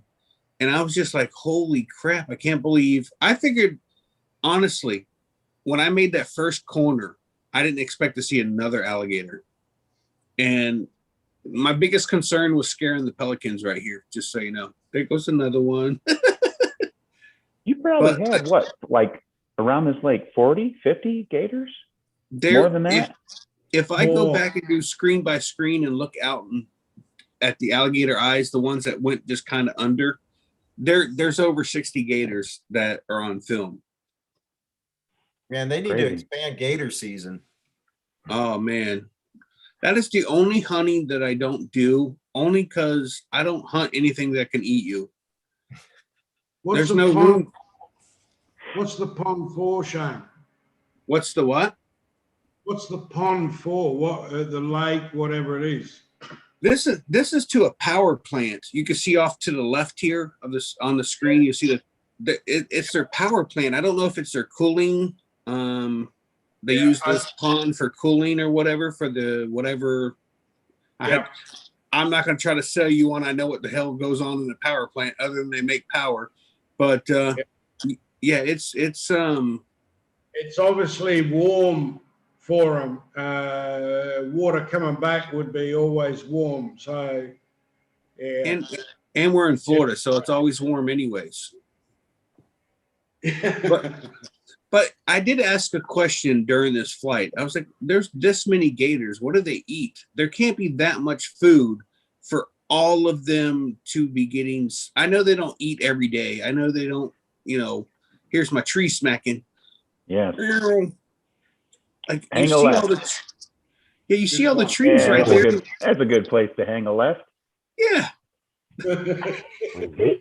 When gators overpopulate an area and they start to run out of food, they just eat each other. Yeah, I know. They obviously haven't run out of food yet because there's too many of them. And actually on this landing, well, I actually got an updraft. I don't even know where it came from. But I came into land and I went up about 10 feet, which literally just put me so far past my LZ. Yeah. Was there concrete or anything that you flew over before that? Nope. But look at that, dude. Oh, hey, that's you right there. This was nice. And your aura, your shadow in the middle. That's beautiful. That just makes me want to cry right now. Oh, wait till you get in it. I mean, to taste it and to just, it's awesome. I see aura down the bottom right, bottom left. Yeah, that right there, when you see it in real life, that is more amazing than any picture ever. Yep. That's so cool. I would freeze frame this video and blow that up and make a poster and hang it on my wall. I'd put it on that halo. above my That's head. so cool. Yeah, the thicker it is, the better it comes out, DP. Yeah. There it is again. That's just amazing. And going through it is freaking awesome. Dancing in the cloud, dude. It's just. Y'all are blessed. That's it. You'll be there soon. Yeah. You got to pick a school and just do it. Yep. Oh my gosh. Can't imagine. Yeah, when you get above the clouds, it is absolutely amazing. Oh, and it's warmer too. I've gone up when it was cold on the ground. I get above the clouds, and it calms down, and it's warm. It's like, oh, this is great. Do they reflect the heat? Yeah. And then you get down below the clouds, and it's cold and windy again. It's like, what the hell did I just do? It's like I'm on a different planet. Well, just remember, Dave, going through the clouds, it gets turbulent, but just keep throttling and keep going. We never go through the clouds. He didn't say through the clouds. He meant up through that the hole. hole in the clouds. Right. Well, yeah. Going through the clouds is I hear you, illegal. Shane. We don't do that. We go through the hole in the cloud. On a day like this, though, you do probably go through a little bit of cloud, right? Nope, you can't do that. It's illegal. No. So we go through the hole. It'd be against the law. Okay. Yeah, Drop we go through the down. hole, not through the cloud. What cloud? How And high Shane- is there? Oops. Probably only about 800 to 900 feet. that was the fog that rolled through and then started lifting, so it got higher and higher. I always like seeing the shadow of myself when I'm flying like this. This is really cool. That's so cool. And that's the only reason why that shot, because there's nothing going on. That's the only reason that shot was in there, because you could see my shadow on the ground. Sun's behind you. Foot You know, drag. maybe one of these days we just need to do let's look at all of the cool videos that we have and just do a video podcast of all the cool stuff that we've done and seen. Absolutely. So my wife asked me why I went from the clouds to the ground, back to the clouds. I said, because that's how it went in order. I was in the clouds and I went to the ground and the wind sucked. So I went back up to the clouds and it was nice. So now we're just trying to bank off the clouds. And well, then when you went back down through the hole, you can't tell, but he is at least 500 feet away from the clouds. But it's really hard to tell when you see it in the GoPro. That's one thing I always do when I'm driving and I'm looking up at the clouds, is try to determine how high they really are, and I have no idea. I have no what's the word I'm thinking of? You all have an idea because you go up into there and you know your altitude, but for somebody that hasn't flown and you're on the ground looking up, it's really hard to judge how high they are. yeah, there's been times I'm like, I'm gonna go catch that cloud, and I'm climbing. I'm like, okay, well, clearly that cloud's a lot higher than I thought it was. Okay. abort. Yeah. Is that how you made it up to your 1 mile, Shane? You were trying to catch a cloud up there? No, I would never. But you could see through these clouds constantly. It wasn't like so thick that you couldn't see the ground at any point. It's really amazing when you see it on GoPro. It looks like it's all foggy and you can't see, but in real life, when you're looking, it's clear as a bell. Yeah, I was just going to say, there's so many videos where people say you probably can't see it with the GoPro, but whether it's a bird or something on the ground. And actually, I was coming into land, but then I realized, yeah, well, when I come in the next time to land, there was a pilot getting ready to take off, and I wasn't directly into the wind, so I kind of just did a pass over, just to make sure I was going correctly, which I wasn't. Which I'm glad I did. So you buzz the LZ when people are trying to go off. What you were just saying was a bad thing to do. Yeah, check this out. So this is where I gotta not go over they ask you not to fly over the hangars, which I didn't do, but then I try to avoid this tree, which I barely did, and now I've got to turn to go into this. This is the landing that Ripa got, but look at this. It's just. Oh, that was cool. Beautiful. That was just a quick bloop. Let me watch that again. Dang, you hit freeze frame there. I know you did. Yeah, you nailed it. Yeah. So you just did the elevator where you just the power of editing. Yeah. But if you watch Ripa's video, this is the same video that he took of me, the same landing. That was a nice elevator shot. And Ripman paused his too. Yeah, exactly. So the stories match. I got you. I ended up kiting that wing for like over a minute, trying to walk back to my camper and our trailer. And now I was like, all right, set it down. I'll figure it out later, because it kept pulling me backwards. I was like, no, I don't want to go that way. But yeah, it got pretty gusty. You're lucky you're not in Australia and they're not Crocs, man. They'll fucking jump up to get you there. Sorry, swearing. If there was Crocs, I would be 2,500 feet above the water. Crocs can suck it. So I'm looking at our calendar of what we're going to be doing in the future. We got somebody on the 12th, the 19th, and the 26th of April. However, we don't have anything for May. So how about May 3rd? We do paramotor videos that we think is really cool that we've done on the panel. And just do videos like this. Just talk about what we did. Okay. That'd be awesome. Let's do that. Yeah, because people, you guys, I'm sure, roll your eyes at this, but in a way, you're a bit of not stars, but it is kind of on that level. Like I watch all y'all's videos, and before I got to meet any of you all in person, that's all I did, and that's all I still do. So you got to figure there's some people out there that might hop on line that when you're watching your videos, it's nice to hear kind of what's going on or where you are, or some more particulars about it. I know me anyway. I'd love to hear all that. It's great, listening to you, Shane, while we're actually watching your video. I would tell you right now, somebody asked about a chase cam, and this would have been perfect timing for a chase cam, because you could actually see the gators that waited to the last second that are under me that decided to go under. That chase cam would have caught it all. And if you would have done maybe like a 40-foot line behind it, so the camera would be almost water level, that would be awesome. Until one snaps your cam. That's all right. He can have it at that point. Oh, hey, before I forget, because I've forgotten 3 times now, I was looking at the calendar on, I think, PPG Zone for fly-ins, and there was one, I think it was called Sun and Fun. Yeah, that's in Florida. Okay, so in that circumstance, that's like an air show as well, is that right? And there's maybe a separate area where PPG people hang out? So they have a time frame. So we're allowed maybe like an hour in the morning and an hour in the afternoon to fly.